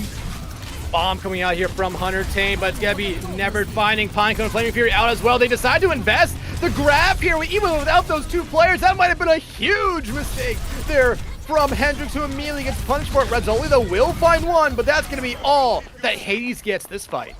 Yeah, I'm gonna say that's an ambitious ult there by Hendrix, hoping to find something, not gonna find anything, and not having that for next fight's going to be brutal. Great stagger as well from Hades. If you don't know GOATS, if you're wondering why we keep talking about these ults and why it's so different than Overwatch 2, they charge faster than they ever do in this game. As a result of GOATS, Blizzard actually super nerfed ult charge speed into the ground to get away from these ult controlled fights, and in this code it's reverted. So every single fight gonna be so important with how we're pressing Q. That's why I've been calling this what the sickos want, but this is what the sickos truly want. A 5-man shatter into a grab from Cocaine to keep most of their team alive, but they have lost their ride, and now it looks like Hunter might get team-mexed here. However, a nice bubble there from Cocaine, able to keep them alive here. Frogito gonna use that beat very smartly there to keep everyone alive and help Cocaine find Carter. Hunter Tane, though, taken out of their mech. Rizzoli throwing that bomb in, not gonna be able to find much right there. Now the Transcendence coming out from Never. It's just this Zarya for Freaky Watch that is finding all the value, all the picks. And that will do it too. We needed a heroic hold from Freaky Watch after that 0.1 cap, and so far they're giving it to us. Not even giving it to us on that choke, they're giving it to us corner to corner, lane to lane, and fighting through everything. Rizzoli there has to do the quick little swap to get their Diva mech back, so no ult charge for them now. They're gonna have to find it as they just walk on through. No ults really on the table other than this rally and grab for Hades as they're throwing into a powerful Freaky Watch team. Wait, Kaltor, I think they just got their shattered, completely canceled out there by Flaming Fury. Hendrix gonna go after Cocaine, Soak taken out as well. This is the exact fight you were looking for if you're Hades. They had been stonewalled 3 straight times, but a huge play from the Brig, able to carry them through that fight.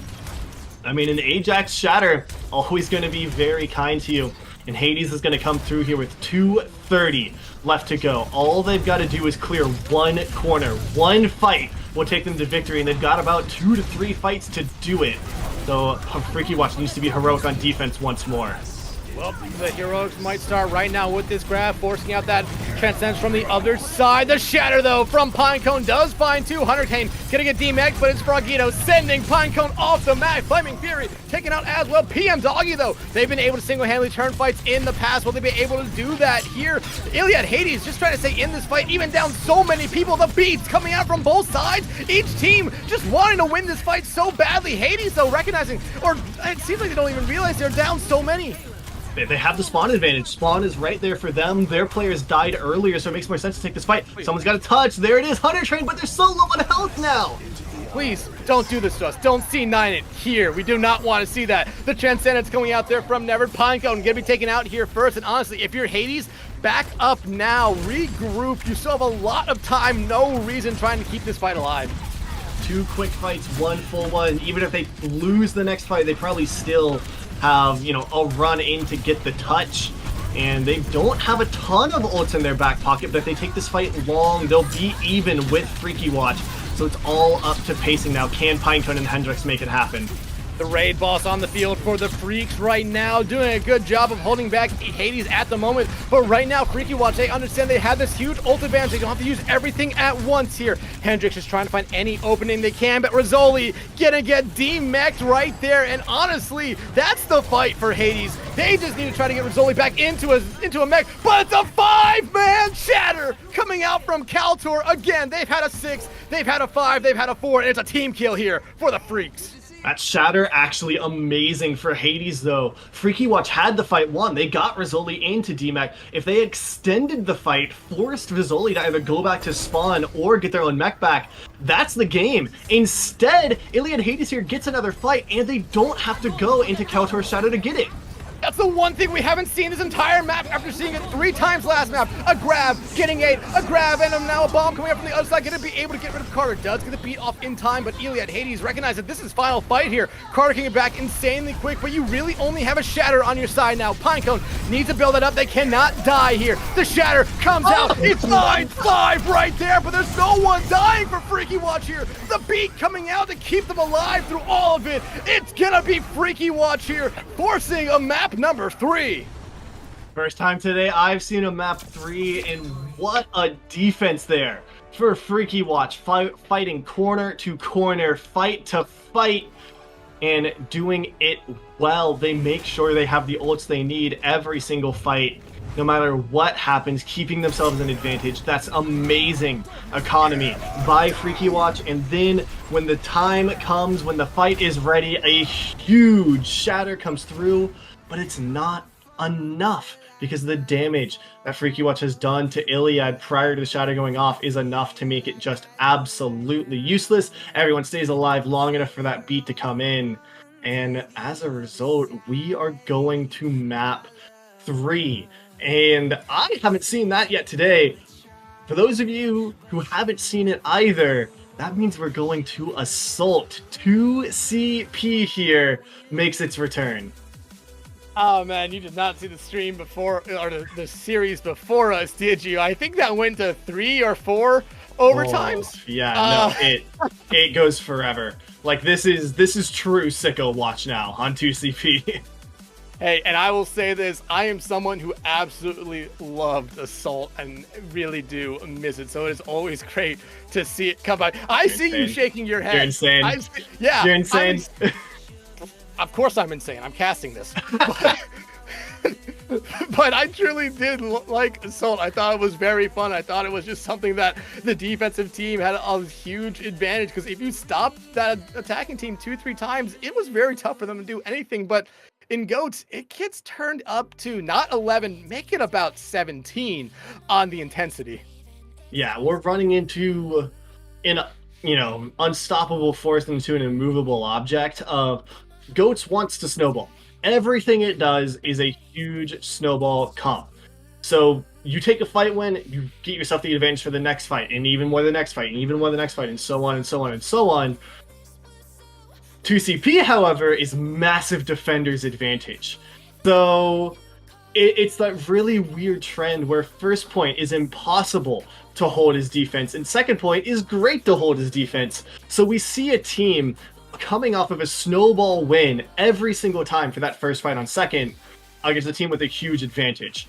So we see either one of 2 outcomes come out from that a lot of the time. Either one, an 8-minute hold, where nothing happens, everyone throws in, they're just bashing their head against the wall, and nothing ever happens on second. And then the inverse, where second gets capped instantly. Not even a fight barely takes place, because it's just done with that snowball off of the fight. So what we're gonna see here today, who knows? I mean, Freaky Watch looks amazing on defense right now. They really are flexing that defensive advantage.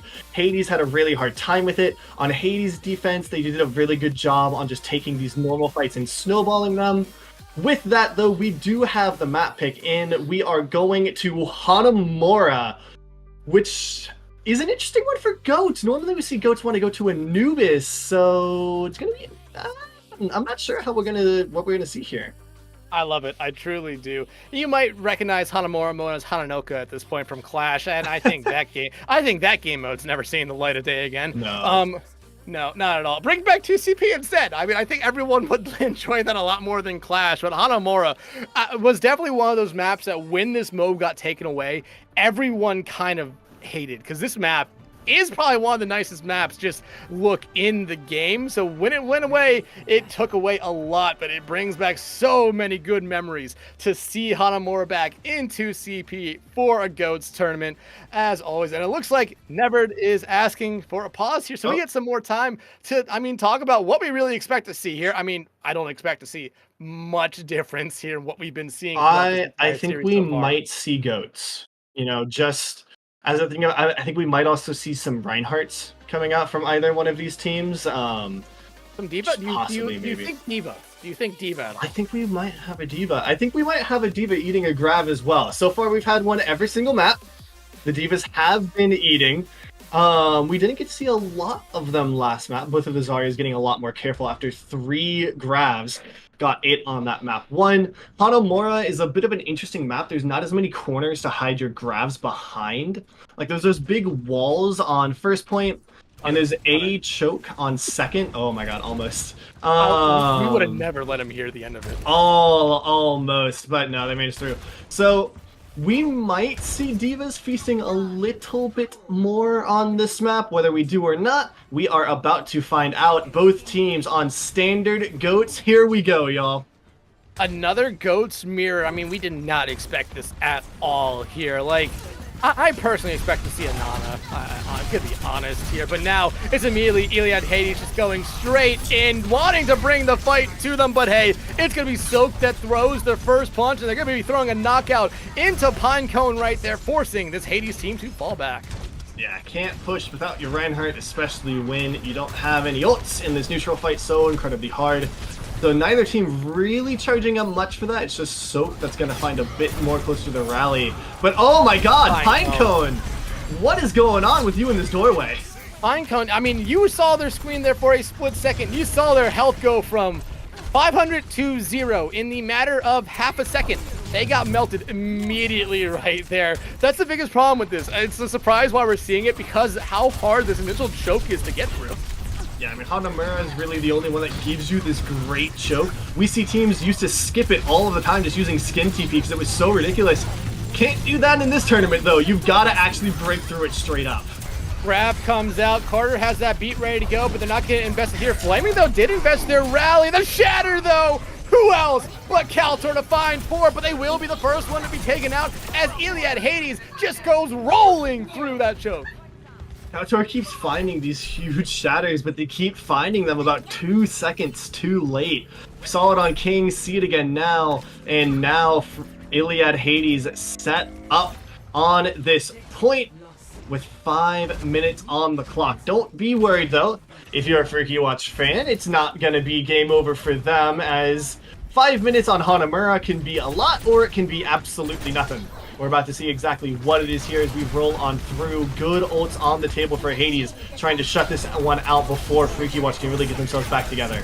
Shatter comes out, only lands on the 110 right there, but never going to come right back out with a Transcendence of their own. Flaming going to be the first one taking out Rizzoli's bomb. Not going to be able to find anyone, and will get denied the remech right there by Cocaine. And now everyone for this Hades squad just trying to keep themselves alive.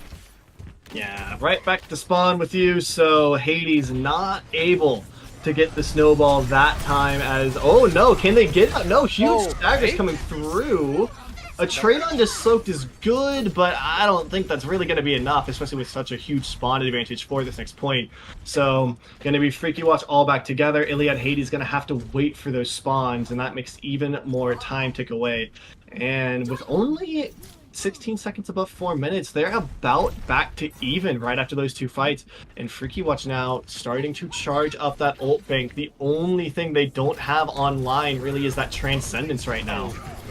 I just saw someone get completely booped off that bridge right there, but Kaltor coming down, gonna get staggered out there. The grab though from Hendrix. Huntertain with the bomb, not gonna be able to find anyone. It's a huge beat from Carter, gonna be able to keep them alive. Instead, it's gonna be Kaltor falling here first, followed by their Zenyatta. Both Zens off the playing field at the moment. Iliad Hades, they get a tick through all that right there, so progress now. Getting rid of the Zarya Pinecone though, taken out, as there's just individual fights happening all over this second control point at the moment. Flaming Fury not afraid to go charging into Kaltor right there. Gonna actually be able to take them out with some help there from Rizzoli. There's tick number 2, and now they're only 1 more away from completing this map. And here's what we like to talk about when we see snowballs. This is exactly that. Everyone from Freaky Watch just trying to come back out. Rizzoli get able to eat a grab right there. That's grab number, I believe, 5 in this series. And now it is just Hades cleaning up one after one after one until eventually they cap the point with just over 3 minutes on the time bank.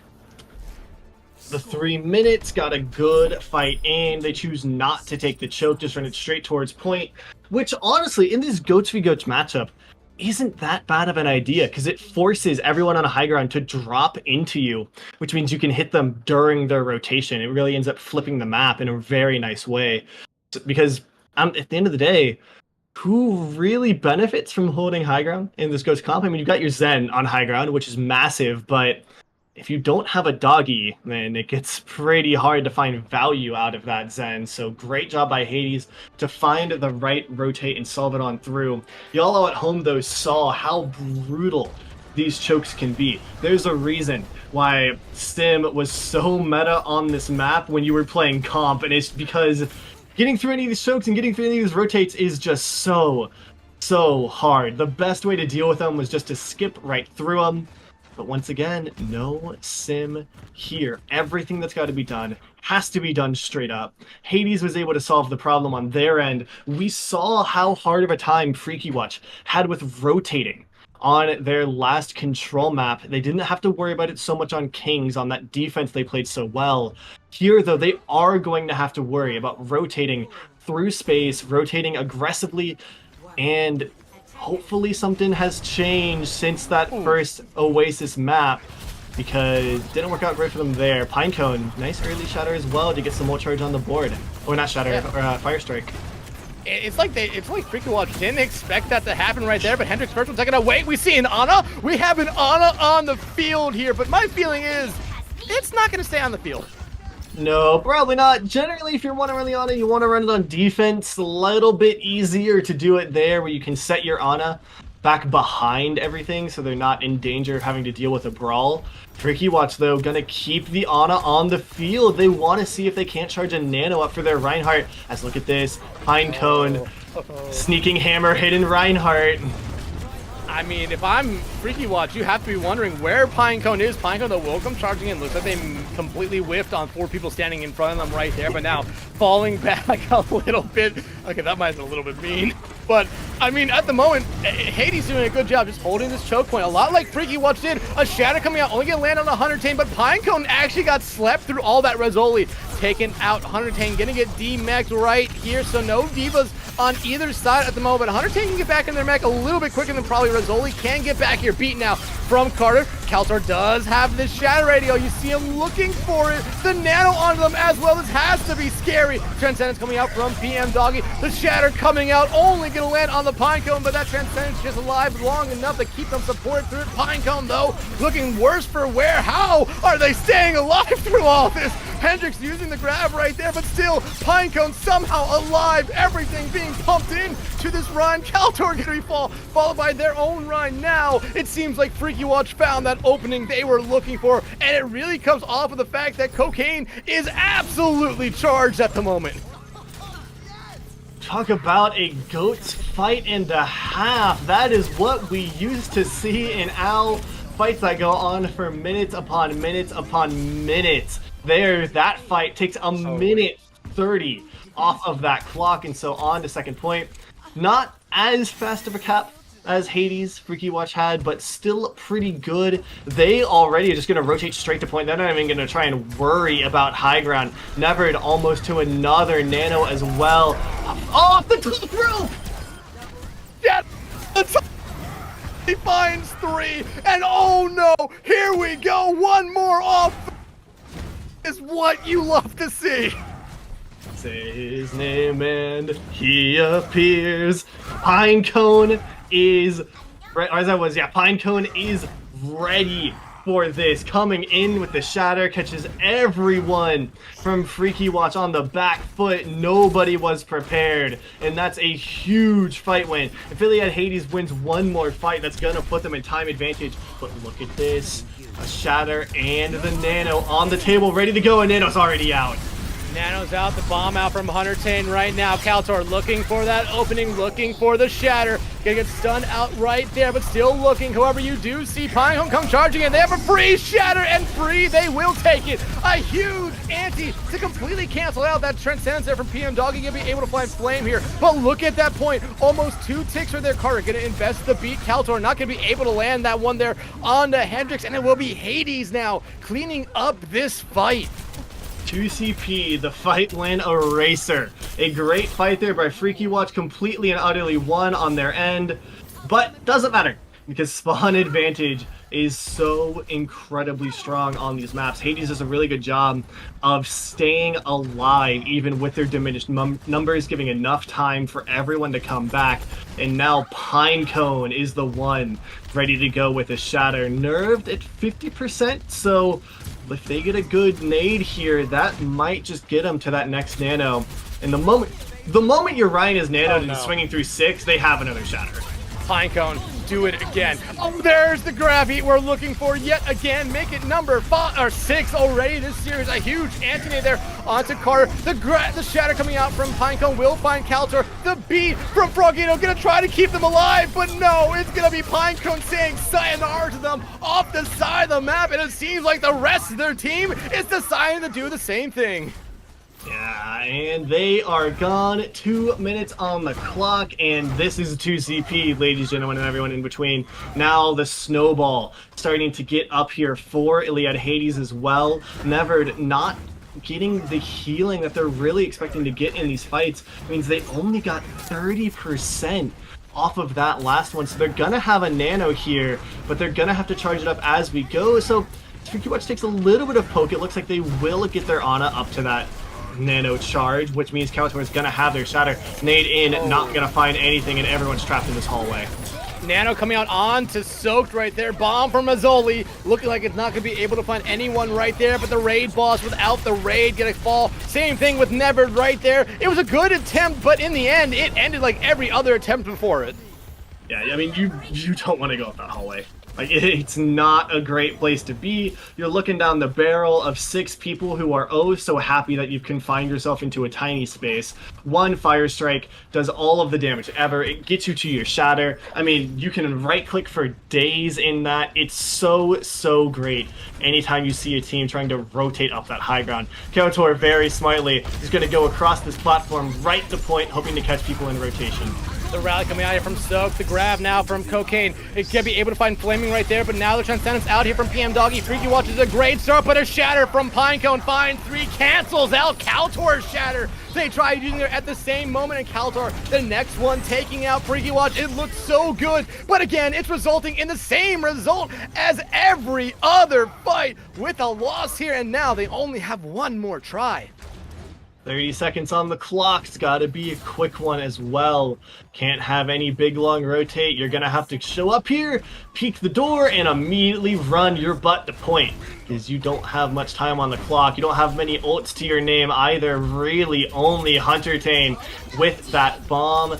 Hades, however, locked, loaded, ready to go. They've got 4, almost 5, so Iliad Hades here looking very good. This bomb trying to be sneaky about it, not gonna happen. The beat coming out there, but the grab from Hendrix is everything they were looking for and more. It's Kaltor, the only one left on point here for this Freaky Watch squad, and with them falling right there, that should pretty much do it. Hunter Tane, though, might have a chance here, but they're not going to be able to get back up. Instead, it will be a DMAC. However, Iliad Hades will take this incredibly close and incredibly entertaining series.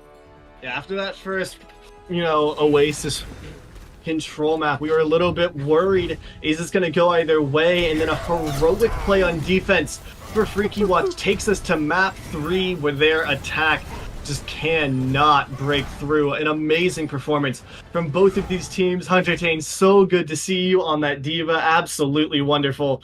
At the end of the day, though, Iliad Hades are victor. I mean, led to victory. I want to give so much credit to Doggy there, able to just throw in all of the damage ever, really supporting their front line. And you saw how important damage was fight again for this team. Yeah, but especially going to 2CP, you really saw how important those Rhines were. I mean, you had that one fight there on that second round where it just seemed like, I believe it was Pinecone, who stayed alive with only like 25 health through the fact that he was getting swung at. He was getting focused so hard, but everyone was just able to keep him alive. It is so insane to see stuff like that. And remember, even though he stayed alive through so long, it was actually Freaky Watch that ended up winning that fight. That is what makes GOATs so fun to watch. I mean, yeah, it's just it's MOBA fight in its purest form of Overwatch. It is ults upon ults, sustain upon sustain, and damage upon damage. I think it's the only comp we've ever seen where you can get burned in 1 second and you can live for 10 years, and who's to say what's going to be today? We've seen sustained comps, we've seen burst comps, and GOATS has been the only one that is a truly sustained burst comp, in my opinion. Yeah, absolutely. But hey, this was a very, very entertaining series, but we still have one more left to go tonight as the Rain Frogs will take on Purple Duck. We're going to throw it to a quick break and get that series ready to go. We'll be right back with that one. Make sure you all stick around. You're not going to want to miss it.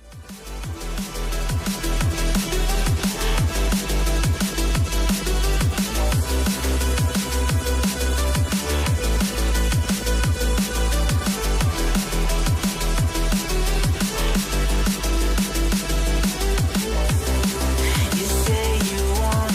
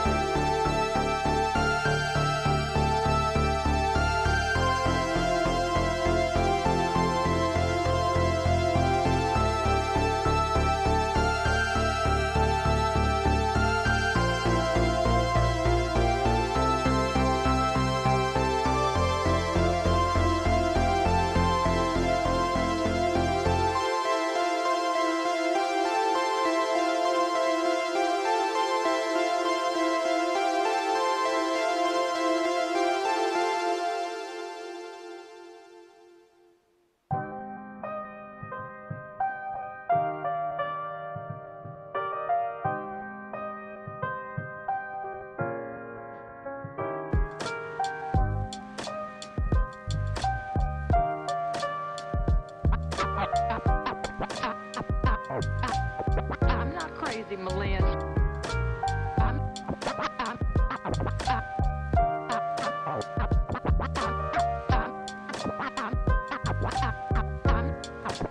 I'm not crazy, Malin.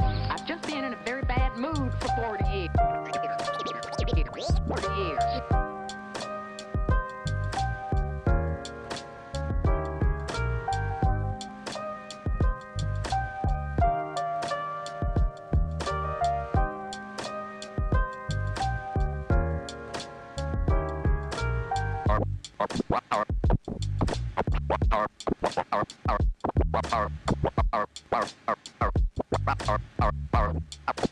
Carpe diem.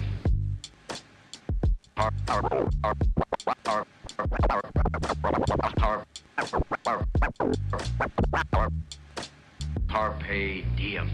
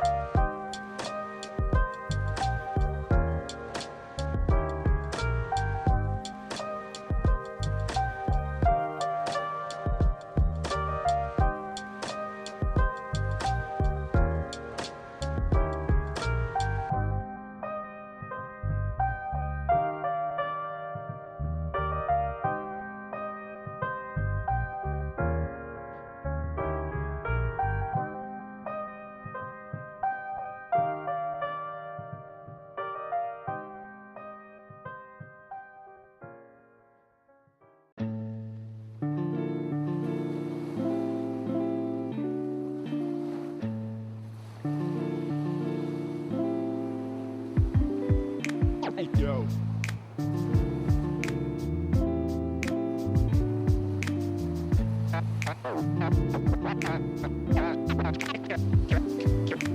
Cash and the ticket is yours.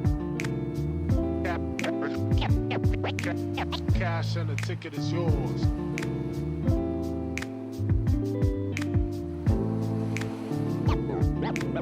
Yo.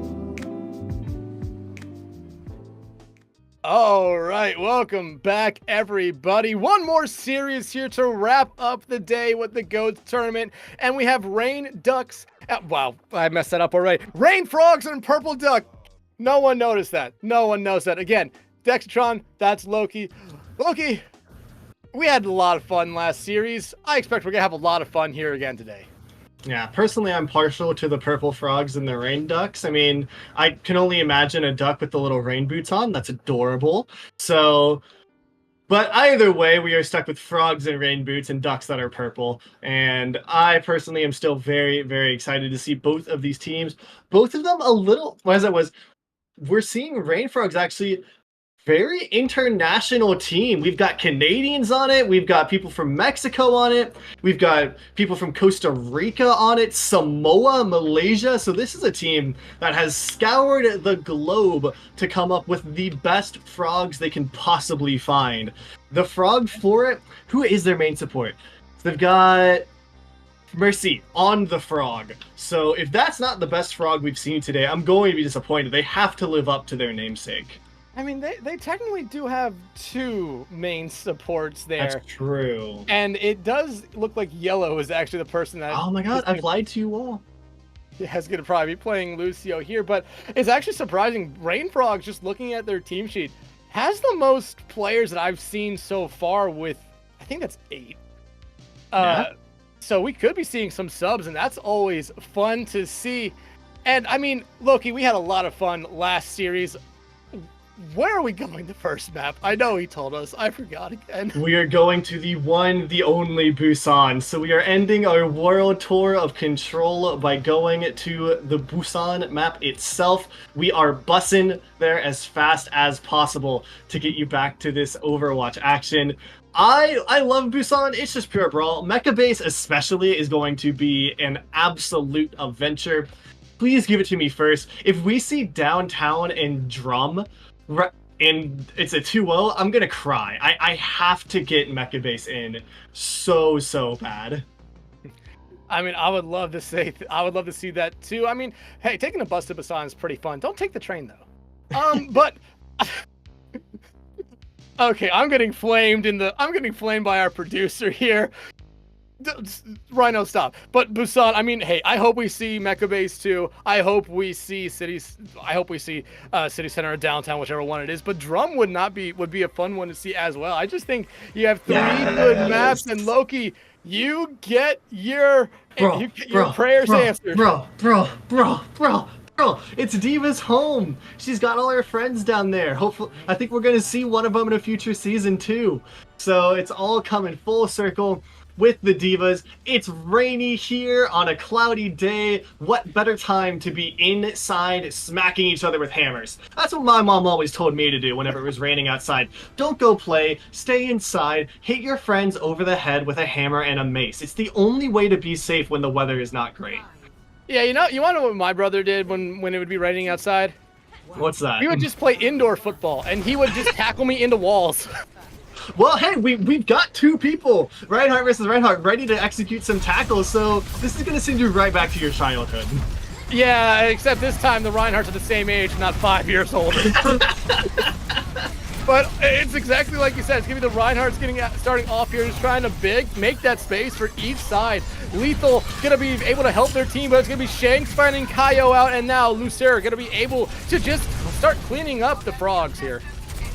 And the frog is going to get sit on back. It's actually Jellyman who is the froggiest frog up on that Lucio. So we've lied to you multiple times. The Purple Ducks here coming out looking good. You would think the Rain Frogs would have home field advantage here with how terrible the weather is, but instead they're sent back to spawn first. Still good charge on their ult, though, as the fake comes through. I mean, just because they're frogs in raincoats doesn't mean it's necessarily better for them. I mean, the other team are literally ducks. And so far, they are taking this weather advantage to heart at the moment, just winning fight after fight. Yeah, the Ducks fly together so far, as they are pretty early on having a good first two fights. The stagger onto Stargaze going to get them in the mech, out of the mech. Finally, they get back to their team, but oh no, this is not good for the Frogs. Oh, wait, Jacob does find Lethal here. And, I mean, if they can respawn pretty quickly here, they can try to go after Purple Duck right here without that Rhine. Do you think that Lethal is pronounced the same way that the people in Forged in Fire pronounce Keel? It's lethal. As we going. I don't know that show enough to really truly get the reference. Either way here, Purple Duck's very charged up on these ults. Keo only 56 to that Reinhardt shatter, but Lethal gonna fall very early, so no chance of a shatter in this fight. And Ithaca's gonna be able to use the beater, try to keep their team supported through it, and so far, it is working like a charm. Lethal, you don't need him in the fight as long as you have a beat, and at this point, Chaos is causing a lot of chaos on that Brig. Yeah, great play by Chaos. Shanks as well doing an amazing job stepping up in that moment, being able to take on the main tank role once the Reinhardt falls. Congratulations to them, as now they're in one fight territory in order to win this, but Jellyman takes down Chaos. That might be enough. Bombs away, not going to be able to find anyone right there, but the grab this time, it's going to work like a charm. The Rain Frogs finally capping the point right now and winning a fight, just cleaning up a little bit of stragglers here for the Ducks. Yeah, their first fight win coming through off the back of getting the Brig out. Brig, so important every time. That is the majority of the healing in this comp. So once your Brig is down, everyone else most likely soon to follow, as Keo here set up, looking for the shatter. Do they know? Do they know? They found the fake. I mean, they might know now. They might definitely know now. The shatter comes out, only finds Chaos, but hey, it's Kaio finding Chaos, finding Lethal, charging in, and now with that bubble, they could freely swing, but it looks like they want to try to stagger some members of the Purple Duck out, and they'll do just that. Yeah, Rain Frogs here looking a little bit better as they stand in. Ult charge coming online for them as Keo, sneaky Reinhardt time. Can they find the pin? Yes, they can! They get it this time. We saw a couple whiffs last series, but this time it's Keo starting off strong. I Am Hams and Lethal Chaos all following them to the grave right there. You gotta love the silly. Absolutely wonderful from it, and finds even more on the back end. Keo now doing a really good job of controlling these fights, whether it's through ambush tactics or just hitting them straight in the mouth with a haymaker. And the rotate through here gonna get called out as the grab is out, but Lucier's so low. Jellyman investing the beat right there to keep everyone alive. Beat now coming out from Ithaca. Both teams realizing how important this fight is. The shatter from Lethal really finds absolutely no one right there. James using the Transcendence just to keep their team supported in this fight as both sides looking just to find someone. The health bars staying incredibly high at the moment. No one wants to die here, but it'll be Solgi who falls here first to grab though from Extreme Jambon, trying to do whatever they can, gonna be able to find something there, but the shatter from Kaio finds 3, and all 3 will be going back to the spawn doors. Seen it before, how quickly these can roll from one win into another, and Rain Frog's there 0 to 100.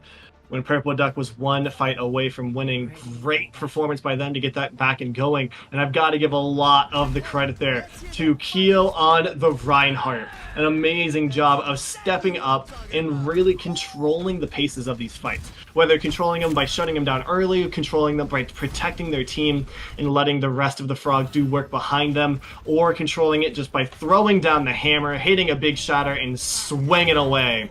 Great job all the way through. And as we roll on to this drum, probably the worst point in the game for this, Goats v Goats comp, but either way, both teams still locked in on it, so who can make the best of a bad situation here? I mean, it's like we totally didn't expect to see both teams stay locked in on this after both teams really did struggle with it on the first map. But hey, they are respecting each other here a lot with the mirror all the way across the board here. It looks like the Rain Frog's actually going to be controlling that path to the point here at the moment. Purple Duck, though, Lethal gonna be the first one to fall here. And remember what happened last point when Lethal was the first one to fall. The rest of their team really struggled to get anything going, and it looks like Purple Duck is just all jumping off the map.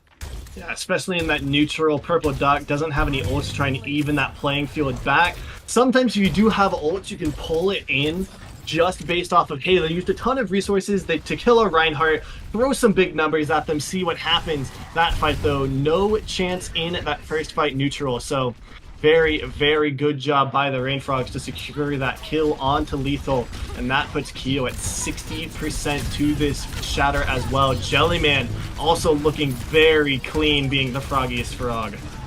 And the froggiest frog and all the frogs right now about to have a beat. Really going to be the first one to have any ultimate up here.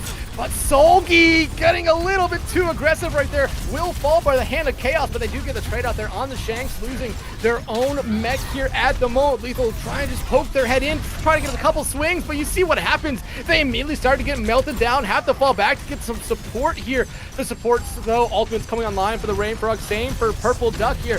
You can start to play a little bit aggressively now that Purple Duck, they have that raid boss on the field. The shatter, though, from Kaio finds 2. Lethal going to be taken out right after that. James, their Transcendence not going to come in time to save that Rhyme. Solgi gets some revenge there on the Chaos and Rain Frog. Remember, they were down 0 to 99 on the first point, and now they have not allowed Purple Duck to even get anywhere close to the point since. Looking so clean, especially with that defender's advantage. Great job by Keo there to shut down the rally aggression. And now they want to take this fight. Well, I was going to say they want to take it quick, right? As they do, they're going to rotate right on back and set up the next one. But the important thing here, Rain Frog's 5 ults on the table. Will it get eaten? It is up to Shanks here to find a way to eat this grab in order to make sure their team has a chance to win this next one. Nope, not going to happen. We haven't seen a grab get 8 yet this series, and now both grabs on the field. However, beats coming out from both sides. No one dead yet. Lethal uses their shatter, only going to find Stargaze, is able to keep themselves alive through it all. Finally, Kaio taken out, but you do lose James. Chaos taken out as well. Purple Duck, they had the advantage at the start, but now it's all starting to go the Frogs' way here. Stargaze takes out Lucid. Lethal taken out as well, and after going down 0 to 99 on the first point, the Rain Frogs come right back with 2 100 to 0 sweeps. Sometimes it just takes you one round to figure out the other team and settle in, and the Rain Frogs there looked very, very settled in. Great job by them. Divas today aren't looking too hungry in either of these comps, but still looking very strong in terms of putting out damage. Shanks there is doing really, really well, stepping up, being able to take that main tank role, take some attention off of their tank when needed, as well as just being a bulwark against any damage that Purple Duck is trying to put in. Anytime someone's getting low, anytime someone's getting pushed a little bit out, Shanks is there to save them. They're not hungry quite yet. They seem to be full up from other matches that we've had before, but as we go on here into these times where it's a little bit harder to hit your grabs, maybe we see the hungry diva come out just a bit more for us. I mean, at this point, the Divas are starving. They're begging for anything, but they're not getting that grab to truly fill them up. And remember, we saw 3 grabs get eaten the first map last series, and then we saw 3 more the rest of it. If we saw 0 this time around, do we see any on the next map? And I mean, we don't even know necessarily what it is yet, but I mean, we truly know what the map is going to be. They haven't confirmed it. Have they? I mean, no, but I'll put money on it's gonna be Kings, unless the teams they can't be listening. We're on a delay, so yeah, I'll put money on it that we're going to Kings. I'm not sure how much, but I am so sure we're gonna see the brawl map, especially starting off on Busan, where we saw Purple Duck being best on the most pure brawl map, where they didn't have to worry about fitting, a square peg into a round hole. They were just able to show up, swing hammers, be strong. They did their best. I would be amazed if they wanted to go anywhere other than Kings, because that is the map that shows that first and foremost. We do know Rainfrogs want to play defense of wherever he goes, so no matter what happens, Purple Duck is going to be attacking first, but I'll be amazed if we don't go to Kings. I mean, here's the thing. If there was a betting pool, it would be Kings Row on one and then the field. And somehow Kings Row would still be the favorite. It'd still be like 100 to 1 betting odds on that one. You would not make money. It'd be like 10,000 to 1. It wouldn't even be worth it to bet it. And people still will. And hey, if you were to bet it, you would have gotten it right. Congrats on your 1/100,000th of a penny. Yeah. You did it. I'm so proud of you. So with that, we are going to go to Kings. Purple Duck's going to be on attack, Rain Frogs to defend. And these Kings maps, as we saw last time, can be interesting in that, that second point, it's got a lot of different places to hold. It's got arch, but those corners can still be strong. Third point gets very, very difficult. So a lot of the time we see the challenge being shave off as much time as possible before you get to third. And that first point is where everything gets decided a lot of time, where the difference is really show up between these two teams. You have to rotate well, you have to be coordinated in order to counter things out. That first neutral fight oftentimes is so strong for the attacking team that you give them a take just out of, here you go, I want to live through this and try to have a way to, walk back into you. So going to be interesting to see, can the team that was the straight up brawl team hit these rotates that they were unable to on Nepal. Purple Duck here is going to start out on attack. That gives them the starting advantage where they can try to set the pace, know where they have to defend, as well as really show Rainfrogs what they're in for. Defense usually a little bit easier on these maps where you don't have to really hit rotates nearly as much. Once you get through first point, it's basically brawl from there on out. You don't really have to do the big thinky macro rotates, but on first is going to be the challenge here for Purple Duck, especially, do we want to fight Statue? Are we going to run through Hotel? Are we going to be big weirdos taking the LA Glads rotate and flip everything all the way around? Who is to say, but we're going to find out in 3 seconds. Kaya? Oh, Hamas finds Jacob, but hey, at least the Rhine's starting to actually hit those sneaky charges this time around. But you're already down your Zen if you are the Rain Frog. Now you're down your Rhine. So the play might have been calculated, but man, were they bad at math that time around. Yeah, crouching Reinhardt, hidden hammer did not work out for them there. Shut down immediately. And as a result, we are very, very quickly seeing the Rain Frog sent back to spawn. Purple Ducks, even while taking this fight, Shax has got to sit down go find themselves a little bit of a difference. So as we get back into this, maybe that ever important off tank, hopefully there to help their team fight this first cap. First fight win looks like it is going to go just immediately to the Purple Ducks. So I mean, that's the start you want for this brawl map. You get the hard point done off of a high risk, low reward play from the Rain Frogs.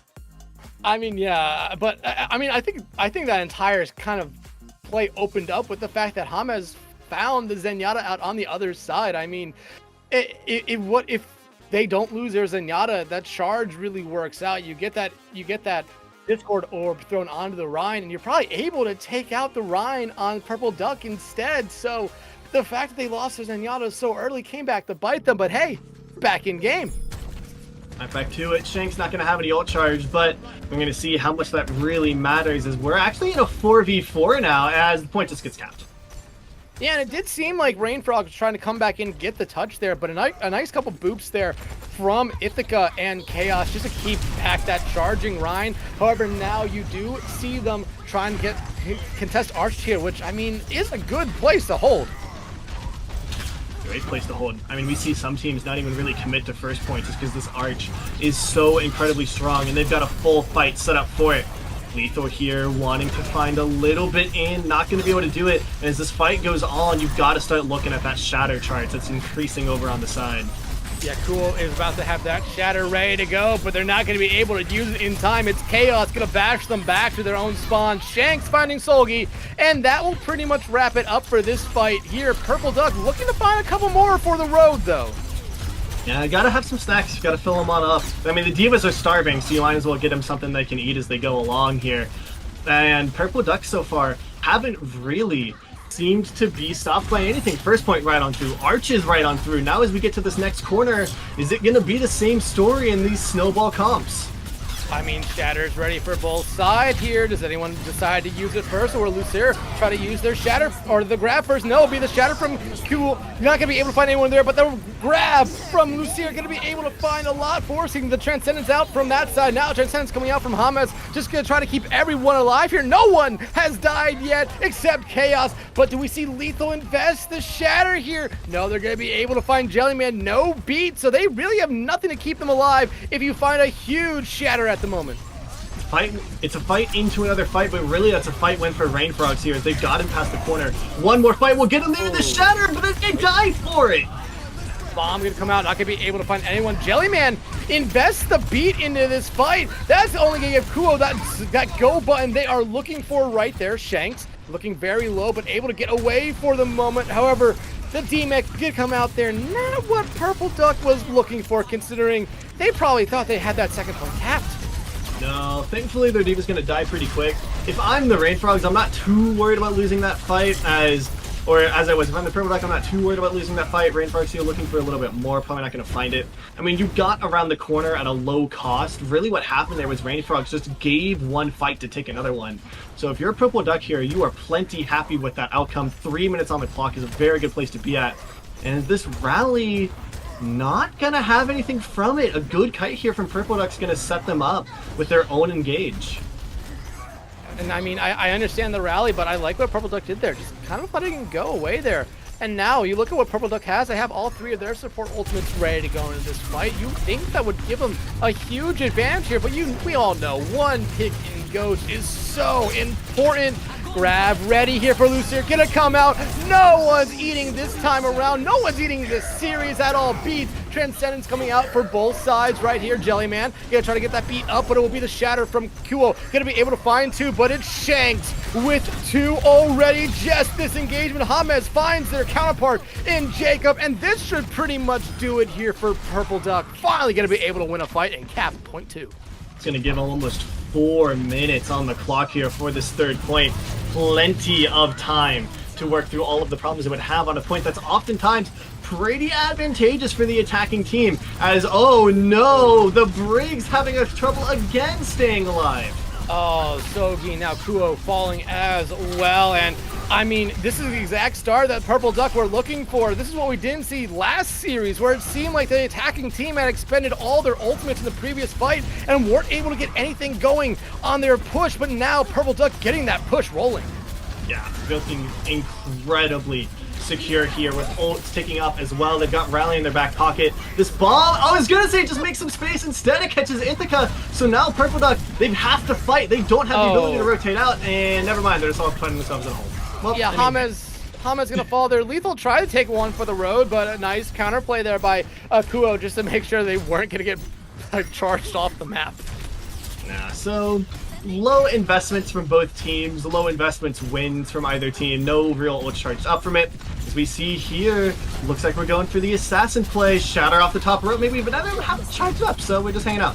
Well, the grab on the top rope instead will be able to find Extreme right there, and now you do see Purple Duck going in, having that slight advantage, knowing there's not going to be a grab on the other side for the moment. However, Jacob is still in that backline, and they get caught out pretty quickly right there. Purple Duck now a huge advantage without that Zenyatta on the other side, especially so close to a Transcendence.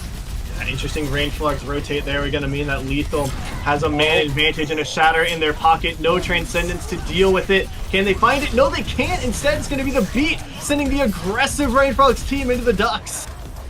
The shatter, or the charge comes out, gonna be able to get Lethal away. The shatter, though, from Lethal finds nothing. The grab from Extreme, immediately gonna lead to one kill, but they lose their Rhine right back. Bomb coming out there, not gonna be able to find anything. You talk about just a visual mesh on the screen. This is what you're seeing right now. I love it so much.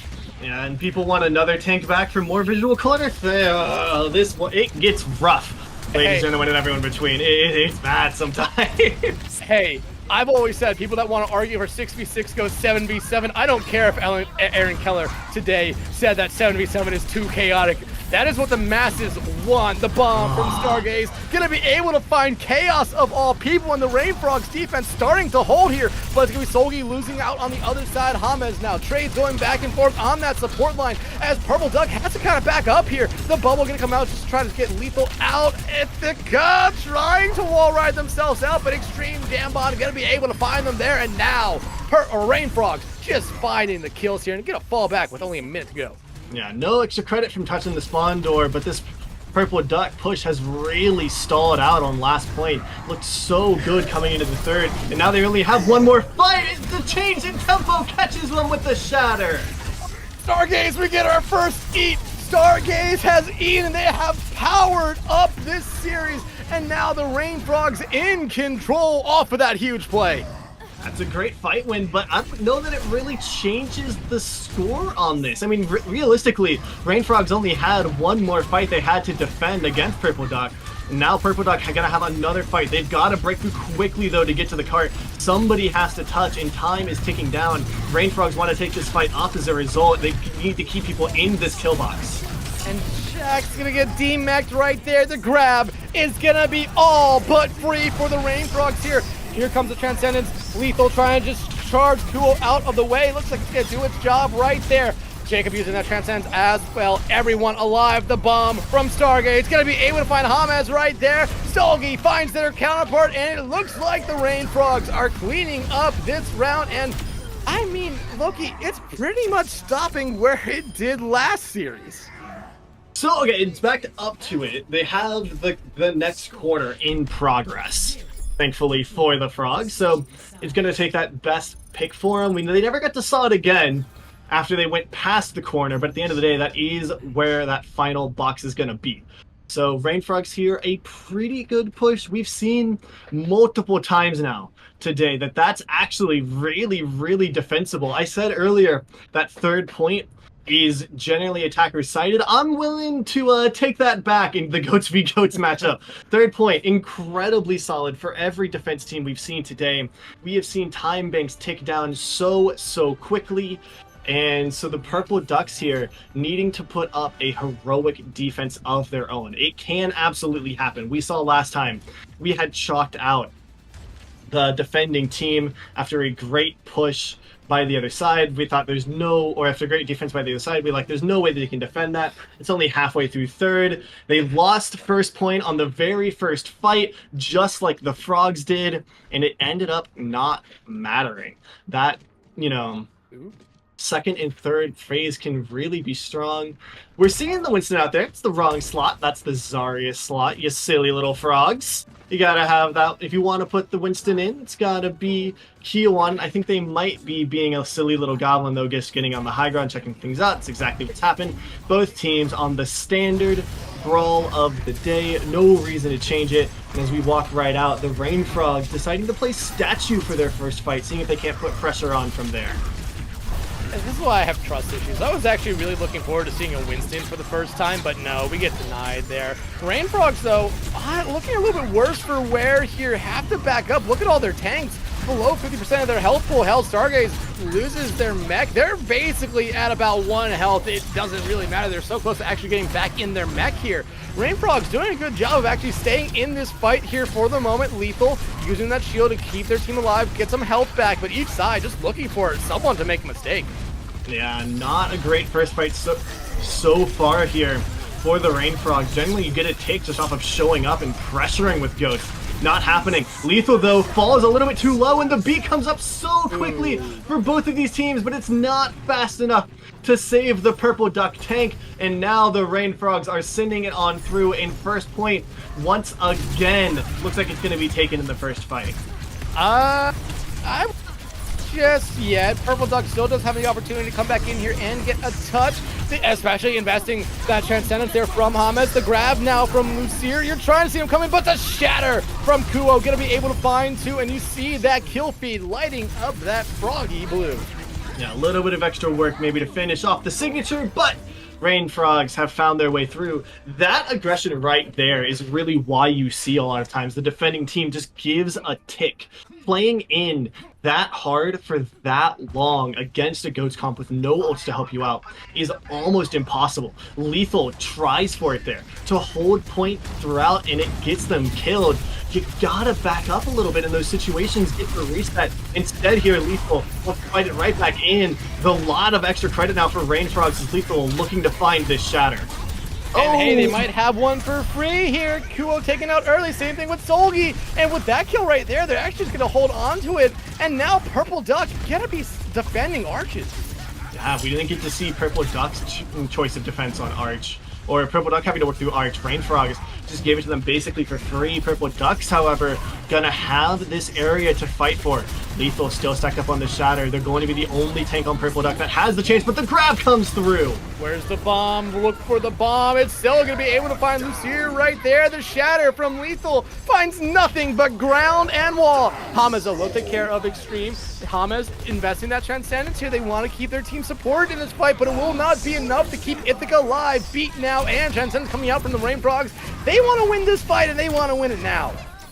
A great fight by the Frogs there. They realized, hey, Hamas stepped up. They left Ithaca in the back, and the Diva commits on it so hard. Shanks is doing such a good job of continuously putting pressure on any opening that's left there. The moment they see the slightest crack in the doorway, they are ripping it open.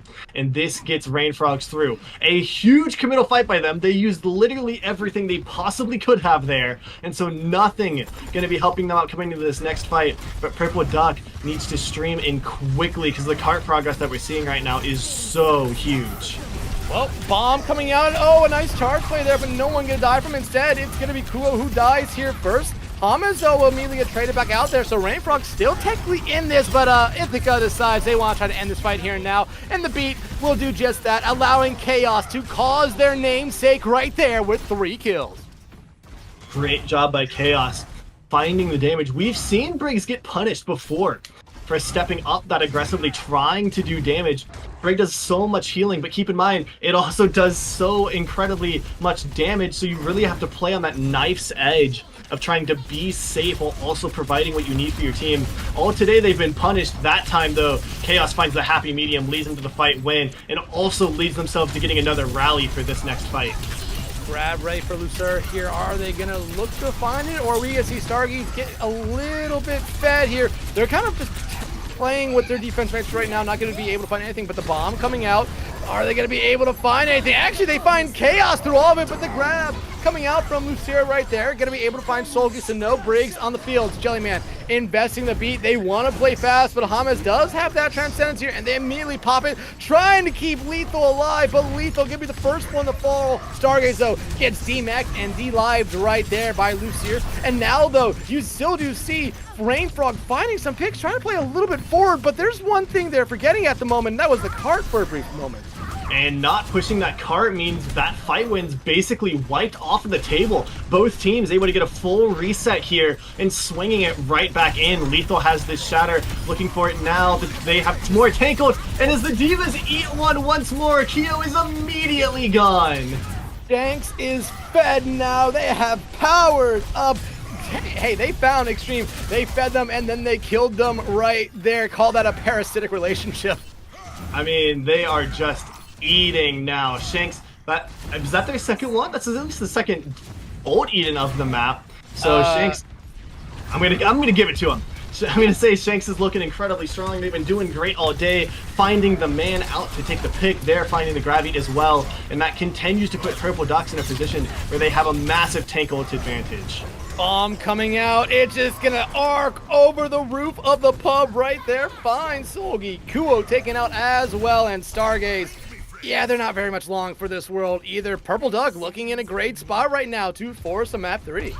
I mean, you're seeing how defendable these corners are. All of these maps, huge defender's advantage. You've got to have the proper ult usage to break through them. Otherwise, it allows the other side to use these ults in a very economical way. And Purple Duck has done that so much so that they've set up an amazing ult advantage for last fight as well.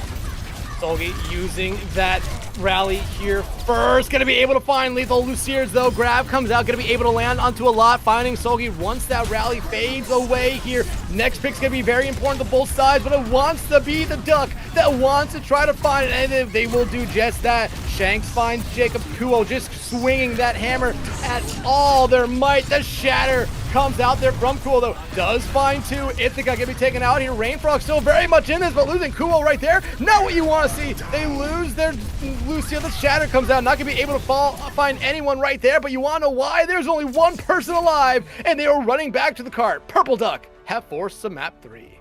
Any time you see Lethal fall, who is there to step up and take it? It is Shanks. Time and time again, they're sliding into that main tank spot and making it work for them. They are finding kills, they are finding peel, they are finding keeping the rest of the team off of them just through sheer force of presence. This is exactly what you want from your other tanks. Normally, we see Zaryas step into that slot. They've got the barriers to help them out. They've got that huge damage that you get when you're at high charge that they're able to kind of keep people away from them with. Instead, it is D.Va, the tank that most often falls into the hardest support roles out of these three tanks, that is stepping up time and time again and just doing insane work on the front line. Shanks is the D.Va that I am taking every day of the week right now. So right now, the Rain Frogs were able to defend their home field advantage in the rainy fields of Busan. Purple Ducks take them when the Rain Frogs aren't empowered by that weather. And for our last map, our third map, we are there once again today. We are going back to 2 CP. I mean, going back to, wait, one more thing on Shanks. Shanks, they found so many bomb kills that round. Absolutely. Compare that to the D.Va on the other side. I mean, it seemed like every time on that last hold they had on the defensive round, they found each and every support one after another. I mean, you don't see that a lot or this often anymore, especially with D.Va, and it normally takes a lot of help to even get them to find picks in 5v5 and 6v6. It's even harder for them to find picks with those bombs, but they have been doing such a great job actually landing them here. And Loki, we know where we're going, and it's not Anubis again. Instead, we're going to be heading back to Japan here to Hanamura. Look, I think Hanamura is a very, very hard pick for either team. The chokes on this map are so incredibly strong. Obviously, Rain Frogs thinks they can deal with them, thinks they can break through and overpower the anvil with their hammer. It's going to be a rough test, though, for both of these teams. These chokes are so strong. That's why oftentimes we see teams go to somewhere like Anubis, is it provides a more even brawl setup where you don't have to worry about quite so many chokes. You can just take the Brawl v Brawl fight. That's what Purple Duck has looked better on all day, so maybe we're seeing Rain Frogs trying to counter that out a little bit. Take it away from that pure brawl, really force good rotates, really force good, choke breaking. It's gonna be a challenge for both of these teams. But as we go on here, Hanamura is the pick. We are going to Japan, the land of the cherry blossom. For those of you at home that aren't used to 2CP, these maps can get funky. Big time banks and big long holds are the name of the game here. It is a snowball upon a snowball. If you're gonna win on second, you generally have to do it within one of those first 2 fights where you have ult advantage. Outside of that, it really takes a long time to break through these holds. So you're either gonna see a big snowball or a quick shutdown as Kyo. Are you actually? No, never mind. We hoped. Don't get your hopes up. But before this round starts, I mean, we saw a pretty standard 2CP map last time around Hanamura. But our second series of the day, the one before me and you came on, I believe went to 2 rounds of overtime. I'm afraid, like, I could see these 2 teams doing that here, where they both have 2 attacking opportunities in overtime. I'm gonna be amazed if we don't see that. Like, both of these teams are so good, and they're so good at attacking in particular, like really pushing the force and being aggressive. I'll be very, very surprised if we don't see a second round here. And as we kick it off, both teams standard brawl, ready to get going, and we are fighting right at these doors. Ryan just swinging hammers at the door. Kuo charges in, but immediately stops himself right there. I have to imagine that was a play by them. Solgi looking a little bit worse for wear here. Has to kind of fall back, wait for some health to start regenning for them here. But each team, again, I mean, we saw this in the first time. We saw this last series. Both teams just looking for that opportunity. Kuo gonna get stunned out there, but gonna be able to keep themselves alive. Almost. Chaos takes the fall. They fall so low. You gotta be careful. Anytime you're doing any aggressive plays, Greg, the moment you're dead, so is the rest of your team. But now, Rally already charged up for Chaos and beat for Ithaca. They're not even gonna need it though! Kyo's already gone! And now the rest of the Purple Ducks can just charge on in, followed or led by Lethal, and they might... Nope, no stagger at the end, but still a very good showing by this Purple Duck squad to set them up in advantage. They did have to invest Rally for it, still beat on the table though. Beat on the table for the other side as well, but Solgi, they'll build up to their rally this fight, and that might be their go button. Honestly, once they get that radio, just go charging in. But Extreme will have their grab ready to go here soon. Kuo has to fall back here to regen some health, looking almost dead there, but starting to get healed back up. But the support ultimates coming online here for the Frogs as they finally get everyone on that team through the choke point. Grab coming out the rally as well. Transcendence coming out from Hama's not going to be able to keep Lucere alive here. That's the opening. The shatter though from Lethal does find 2. Going to be counted out by the beat. Now the shatter from Kuo comes out. The bomb though from Stargaze not going to be able to find anyone there. And it does seem like the Rain Frogs though will just be able to clean up that fight and cap point A. Really good rotate there by the Rain Frogs to force Purple Duck into a choke, making them more of the attacking team and giving Rain Frogs the ability to sit in that room, let Kyo stand forward, be the bulwark that they want to be, and let everyone else work behind them. Amazing job on the macro play. Now though, on to second. Isn't a ton of fancy rotations for this. Best way to do it, run at the point. Grab ready to go here for Lucere. Gonna throw it out right there. Captures a lot of them, but that Transcendence from Jacob gonna be able to keep a lot of the Rain Frogs alive here. Shatter ready for Lethal, but it's gonna be Kuo who finds Ithaca. The Shatter comes out, and it misses on everyone right there, but you do see them find a couple picks right now. However, Rain Frogs slowly capping the point right now, already 50% of the way there. Still a large time back, and if they can clean up a couple of picks here, they might be able to cap this point. I mean, they need to get it first or second. This one looks like it might not happen here, though. The spawn advantage so big on these 2CP maps. A lot of the time we say, you've got to get 2 picks on the other team for every 1 you lose, because every single person you kill is going to come back instantly for this defending team. Purple Duck using that to their advantage, but still 1 tick halfway on the board. Not a bad place to be for the Rain Frogs, especially when they didn't invest too terribly heavy in that fight, but they did force Purple Duck to invest a late rally and beat, meaning Rain Frogs looking pretty strong in the ult economy here.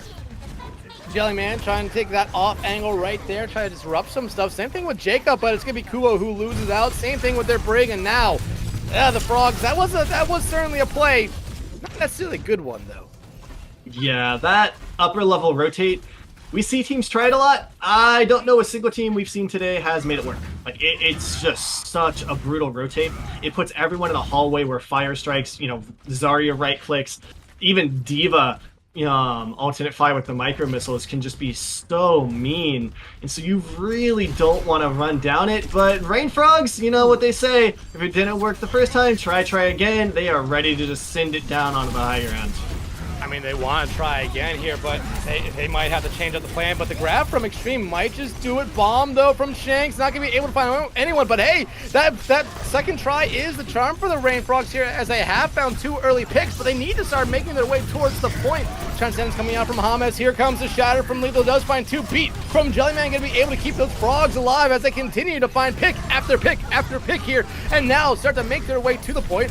Kua holding on to the Shatter right now. Bomb out from Stargate. It's going to be able to find a Lucier who is on their way back. Shanks trying to do whatever they can to keep this contest alive. They'll get teambacked and taken out of this plane of existence right there. The Shatter coming out, going to be able to stop Lethal from even touching 2 minutes on the bank here for the Rain Frogs.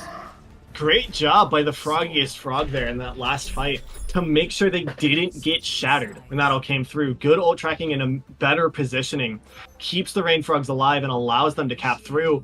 That one broken through on the high ground based on both teams just getting grabbed into each other. It basically takes away the defender's advantage there because everyone's just right in each other's faces. You're not having to deal with hallways. You're not having to deal with, you know, there's a Reinhardt in front of everything and I can't fight for any sort of angle. It's just stacked one on top of each other, and it works out for the Rain Frogs there as they're able to take it. Good ult economy works on through, and a 2-minute time bank will be their reward. Now the question is, how do the Purple Ducks respond?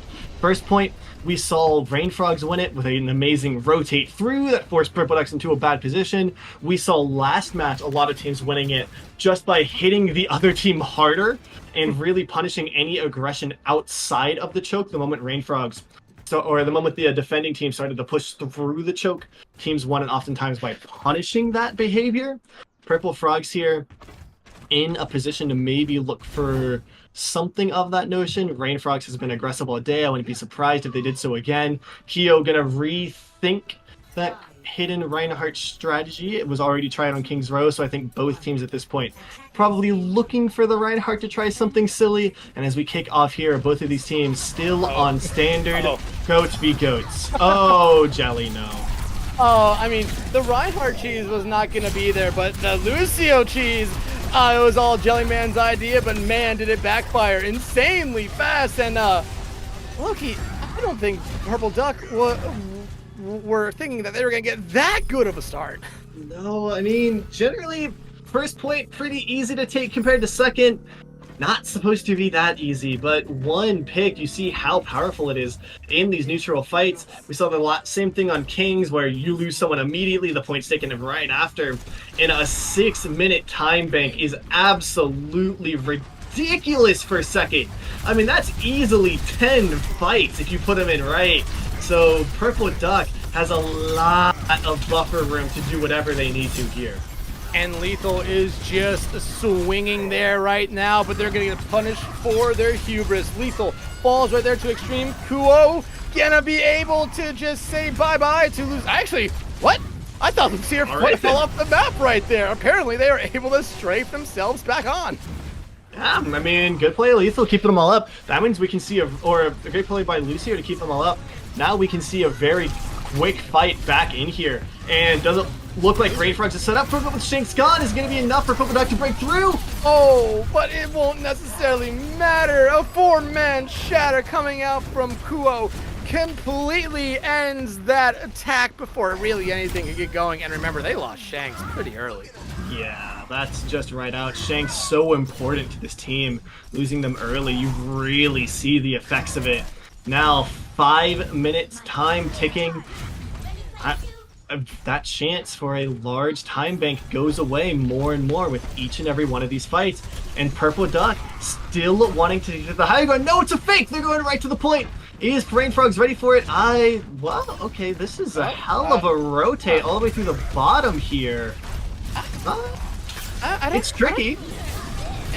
Yeah, I don't know how I feel about this trickiness, especially when you invest the bomb not finding anything. Transcendence beats coming out there from Rain Frogs. Now beats coming out from both sides here. Shatter from Lethal, not going to be able to find anyone other than Shield right there, but it will be Lethal finding Solgi here, and that's exactly who you need to get found out there first if you're Purple Duck. Now, the grab from Extreme Jam, just try to keep this fight alive for them, doing the job so far, but they will fall right there. However, it's immediately 2 kills right back. Chaos so gets rid of Kuyo here as Purple Duck just trying to get anything to go their way, but the spawns are in such the Rain Frogs advantage, they're not going to be able to get anything.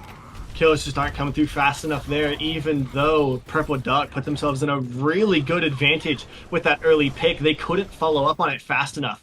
If you're not stacking up more kills within 8 seconds, it doesn't matter. Because at that point, the spawns are just instantly back good to go for you. Rain Frogs, though, didn't invest a ton in that, while Purple Duck did. And so Rain Frogs, a very nice ult advantage ready for them. They've got 2 tank ults ready to start this fight whenever they please.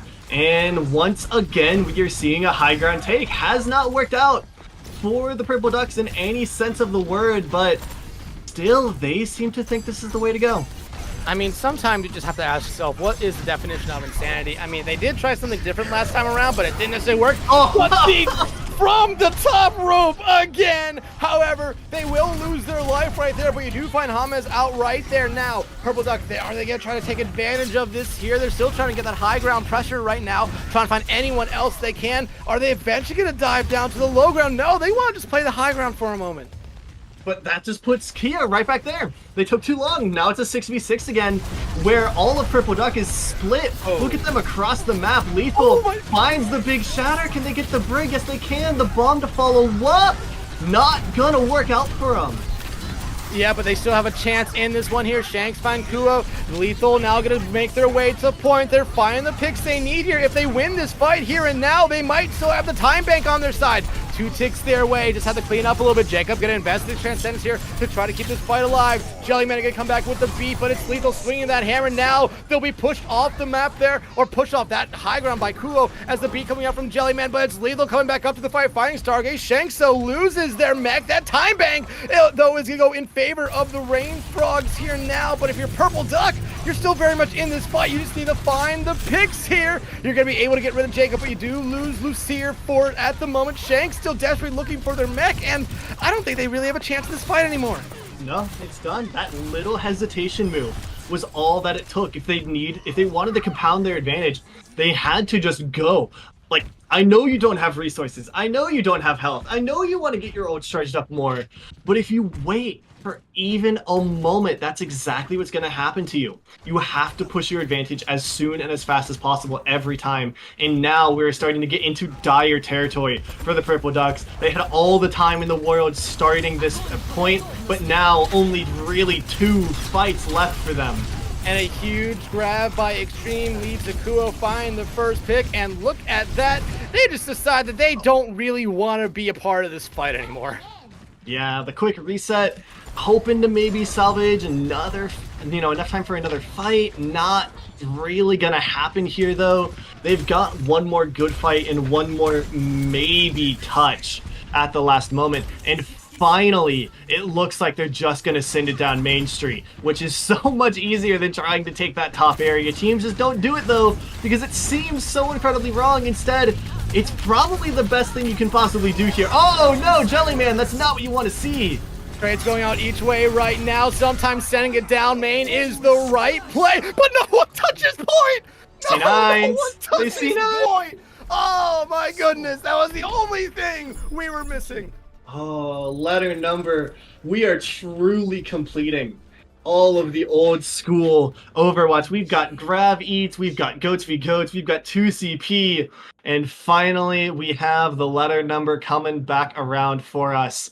So Purple Duck manages to scrape on by in what looked like a desperate showing right at the end. They have to attack first. They've got 1 minute on the clock. Rain Frogs double their time. We saw how effective Rain Frogs was last time on their attack, getting the gift from Jellyman to have the man advantage.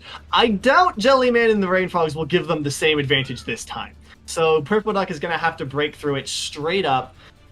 And we're going to see probably their first actual take, an actual work to break through the choke on this first point.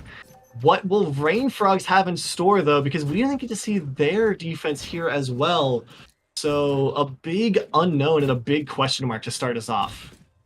Yeah, but I mean, even with a huge blunder there at the end by the Rain Frogs, just give them some credit. Remember how much time Purple Duck had going into their second point attack? They whittled it down. It's about 5.5 minutes worth. Absolutely, yeah. I mean, it's a great hold, like heroic hold there at the end to, you know, drain that time bank. It looked like they had it in the bag. Very, very strong second point. Now, can they pull that same defensive first point? Oh, Lethal's just right in! That was a boop and a whip shot right there, but Stargaze will be the one losing out on their mech. Kuo loses out on their life, and Purple Duck, it's a little bit of a different path to the point this time, but hey, it's going to result in the same thing as last time around, a quick point cap. I mean, we were wondering, what's the answer when you don't get a free gift? And the answer is create a gift of your own. Great job there by Lethal to just send them right on in. They get the lucky boop as well. That ends up meaning they don't get split from the rest of their team. Had that charge just gone off normally, they would have ended up on point, completely separated. Instead, the boop puts them in a wall, and that actually works out so nicely because it means they're not separated. Now, right onto the point, Rain Frogs aren't even ready for them. They're not even spawned. Rain Frogs allow Purple Duck to go right down main yet again, and Purple Duck, I mean, it seems like they found their bread and butter now. Sometimes balling down Main Street is the exact way you have to go. Kuo, though, wants to try to keep this point alive for their team. However, they're losing out their life. Solgi loses out there. That point percentage is ticking up very fast here. Do we see a touch? They get the touch right there. Can they finish with time? And yes, 6.4 seconds. We have ourselves a potential maybe second round of overtime for the Purple Duck if Rain Frog's able to cap. We predicted at least a second round. We've got that. The question is, do we get 3? Rain Frogs took a long time on second point last time, and they took a pretty okay time on first as well. So now they have to break through both of those in, well, hopefully on the same pace as Purple Duck. Purple Duck didn't lose a single fight on their second one. They've rolled through them on first, got the staggers and kills well enough that by the time they got to second, nobody on Rain Frogs was ready for them. And we need to see a similar performance from the Rain Frogs here. They looked good in their attack. I hesitate to say that good, though. It took them a couple fights. It took a strong rotate. It took building up their ults to break through both of these points. Their first point was won off of a good rotation and ult on the back of it. Their second point was won off of both grabs, putting both teams together and taking away the defender's advantage. They don't have the chance for either of those this time. The time's just simply not enough. So we need to see the Rain Frogs do something they haven't done all match long, which is be the more aggressive team. Be the team willing to play up-tempo. Be the team willing to win in neutral, and be the team willing to use this time bank and try and keep their advantage as much as possible. And I mean, going right off that, oh, a nice boop there by one of those supports on the other side, getting rid of that charge potential from Kuo right there. But still, Rain Frogs, this is not what you want to see out of them. You want to see them play a little bit fast, but they have that time bank on their side. They can play a little slow, and oh, a huge boop right there to keep James alive, but it will result in everyone on the Rain Frogs just going back to spawn. A huge boop and even more damage. Great job by the support line from Purple Duck. Once again, they've been stepping up all day long. They step up again right there. Chaos was on the knife edge earlier, this time providing some boops and disruption to keep their team going. And now the time bank for Rain Frog starting to look pretty similar to where Purple Duck started, but definitely not nearly as much advantage as Purple Duck here getting their ults online. There's that same rotate that won the fight earlier for Rain Frogs, but they forgot Jacob! They forgot Jacob, and that's such a huge blunder there for the Frogs. That allows Purple Ducks to get right back in this one here, win the fight, and that time bank difference they had is all but gone. It's a minute now for the Frogs. And just like that, They were even on the time, but definitely not even in the ult economy. Every single person for Purple Duck stacked and ready to go. Meanwhile, on Rainfrogs, Jellyman and Keo, definitely not. So Purple Duck here, huge advantage. They've got a chance to shut this map down right here. Bomb comes out, the shadow comes out there from Lethal, but they do lose their life. The Rainfrogs have their opening. Extreme invest the grab here, does find no one there. Instead, it's Luciers who finds all the value. The Rainfrogs losing out on this one here in Stargaze. They're gonna get staggered out here. This is the worst case scenario for them. Yeah, maybe one fight here. It's not gonna be clean though. They have to get to the point, and they've had trouble even just getting through this choke. 15 seconds left on the board means they're not able to fully regroup their team because of how late some of those deaths were. They've got ults on the board, but how much is it gonna matter when you can't get through this choke? Shatter comes out, only lands onto Lethal, but you need to get a touch here, Rainfrogs. You will get that touch right there, but now it is all the last battles for you. You cannot lose another fight, but you're off to a great start here. You do lose Solgi, who did invest their rally. Just make sure you get the point, but now you're starting to clean up. However, Lucier does find one here. That's a huge pick. They still have that Zarya, able to do a lot of damage. Ithaca going in and out, but it's going to be a nice charge there from Kuo just to get rid of Shanks here for the moment. Rainfrogs need to start focusing though on cleaning up some picks here. Shanks though going to be able to find Jacob.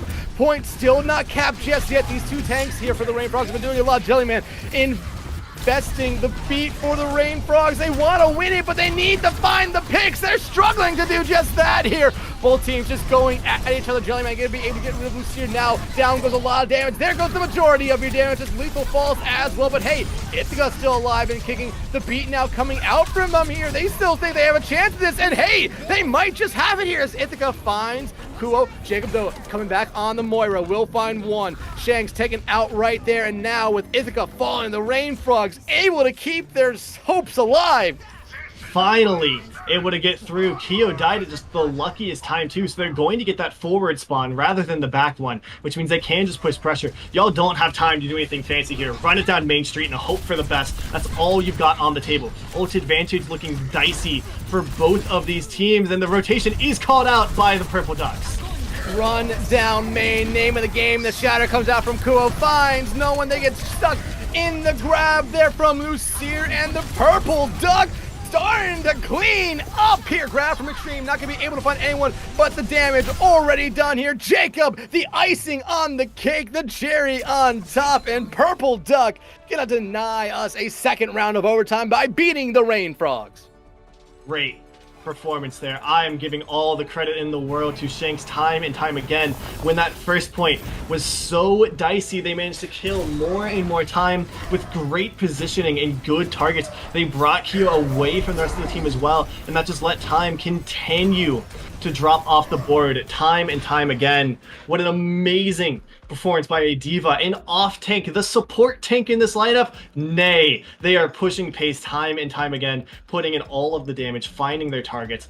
Just wonderful job by Shanks on that D.Va, and it takes their team to a 2-1 in the final match of the day. They are the winners in this round 4 of the round robin.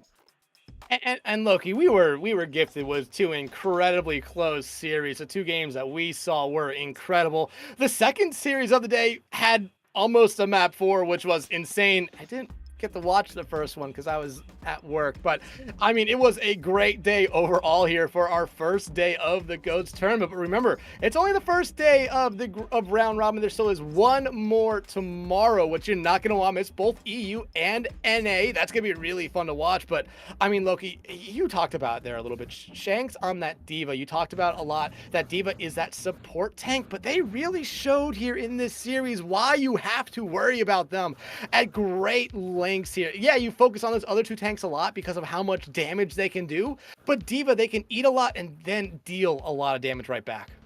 Yeah, I mean, Shanks really stepped up into that slot. Great use of the mechanics. I want to give credit time and time again to their positioning. Just incredibly smart. They always seem to be exactly where they needed to be when the moment called for them. They always lived as long as possible. We saw how brutal it was the one time they died early and got demeched early, that Purple Ducks just didn't have anything left in that moment. They couldn't withstand the pressure from the rest of the team. That's how important Shanks is to this squad and how much they've really pushed them along. Shanks doing an incredible job on that tank. And as a result, Purple Duck managed to swing back from Busan without the rain. The Rain Frogs are defeated, and Purple Ducks manages to get a very, very highlight win. I mean, let's give some credit to Rain Frogs too. There, that first map of Busan. Remember what happened? It was 99-0 on Mecha Base. They come back, win that map, then win the second one 100-0. And you don't see that very often, that a team just able to like flip a switch on and just go. But they did such a great job there.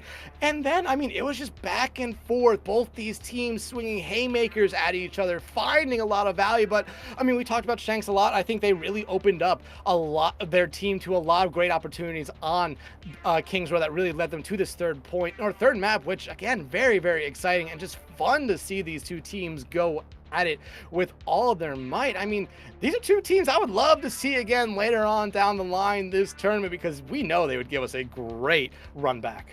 Yeah, I mean, hopefully we see him again. Bracket starting sometime soon. I think we're in round robin for the rest of the weekend, and then bracket the next week. So tomorrow is going to decide our final teams for getting into that bracket. If you want to know who's moving on, gotta be right here for that tomorrow. Streams at tomorrow gonna start once again pretty early in the day for EST. Well, early for esports, I suppose, for EST. I'm trying to. I think EU coverage starts. EU starts very early. 10 EST. Yeah, or as I was, 11 EST is going to be the time they start, because it's my call time today was 9:30 my time. So 11 EST, if you want to catch those EU matches, going to be what you're looking out for, and then a small break between the two, and we'll hit you right back with North America. And both sides of the equation have been amazing games throughout. Like, usually, even in most tournaments, you can be like, oh yeah, EU's having a great time, NA's having a great time. No, we're partying on both sides of the ocean today. It's absolutely wonderful with all of the GOATS action. Hey, it's the thing that brings this world together. It's Overwatch GOATS tournament here at CGL. But yeah, 11 a.m. tomorrow for the EU. You also have Calling All Heroes going on, so go support that as well, and then come back for the NA tomorrow at 4 p.m. Again, thank you so much, everyone who came out and watched 4 incredible NA and 4 incredible EU series here today. Make sure you tune back in tomorrow, because the action and the party has not stopped. We're just taking a short break, and we hope to see you back tomorrow at 11 a.m. for the restart of the EU side. Thank you all so much for coming out. Hope to see you all again tomorrow.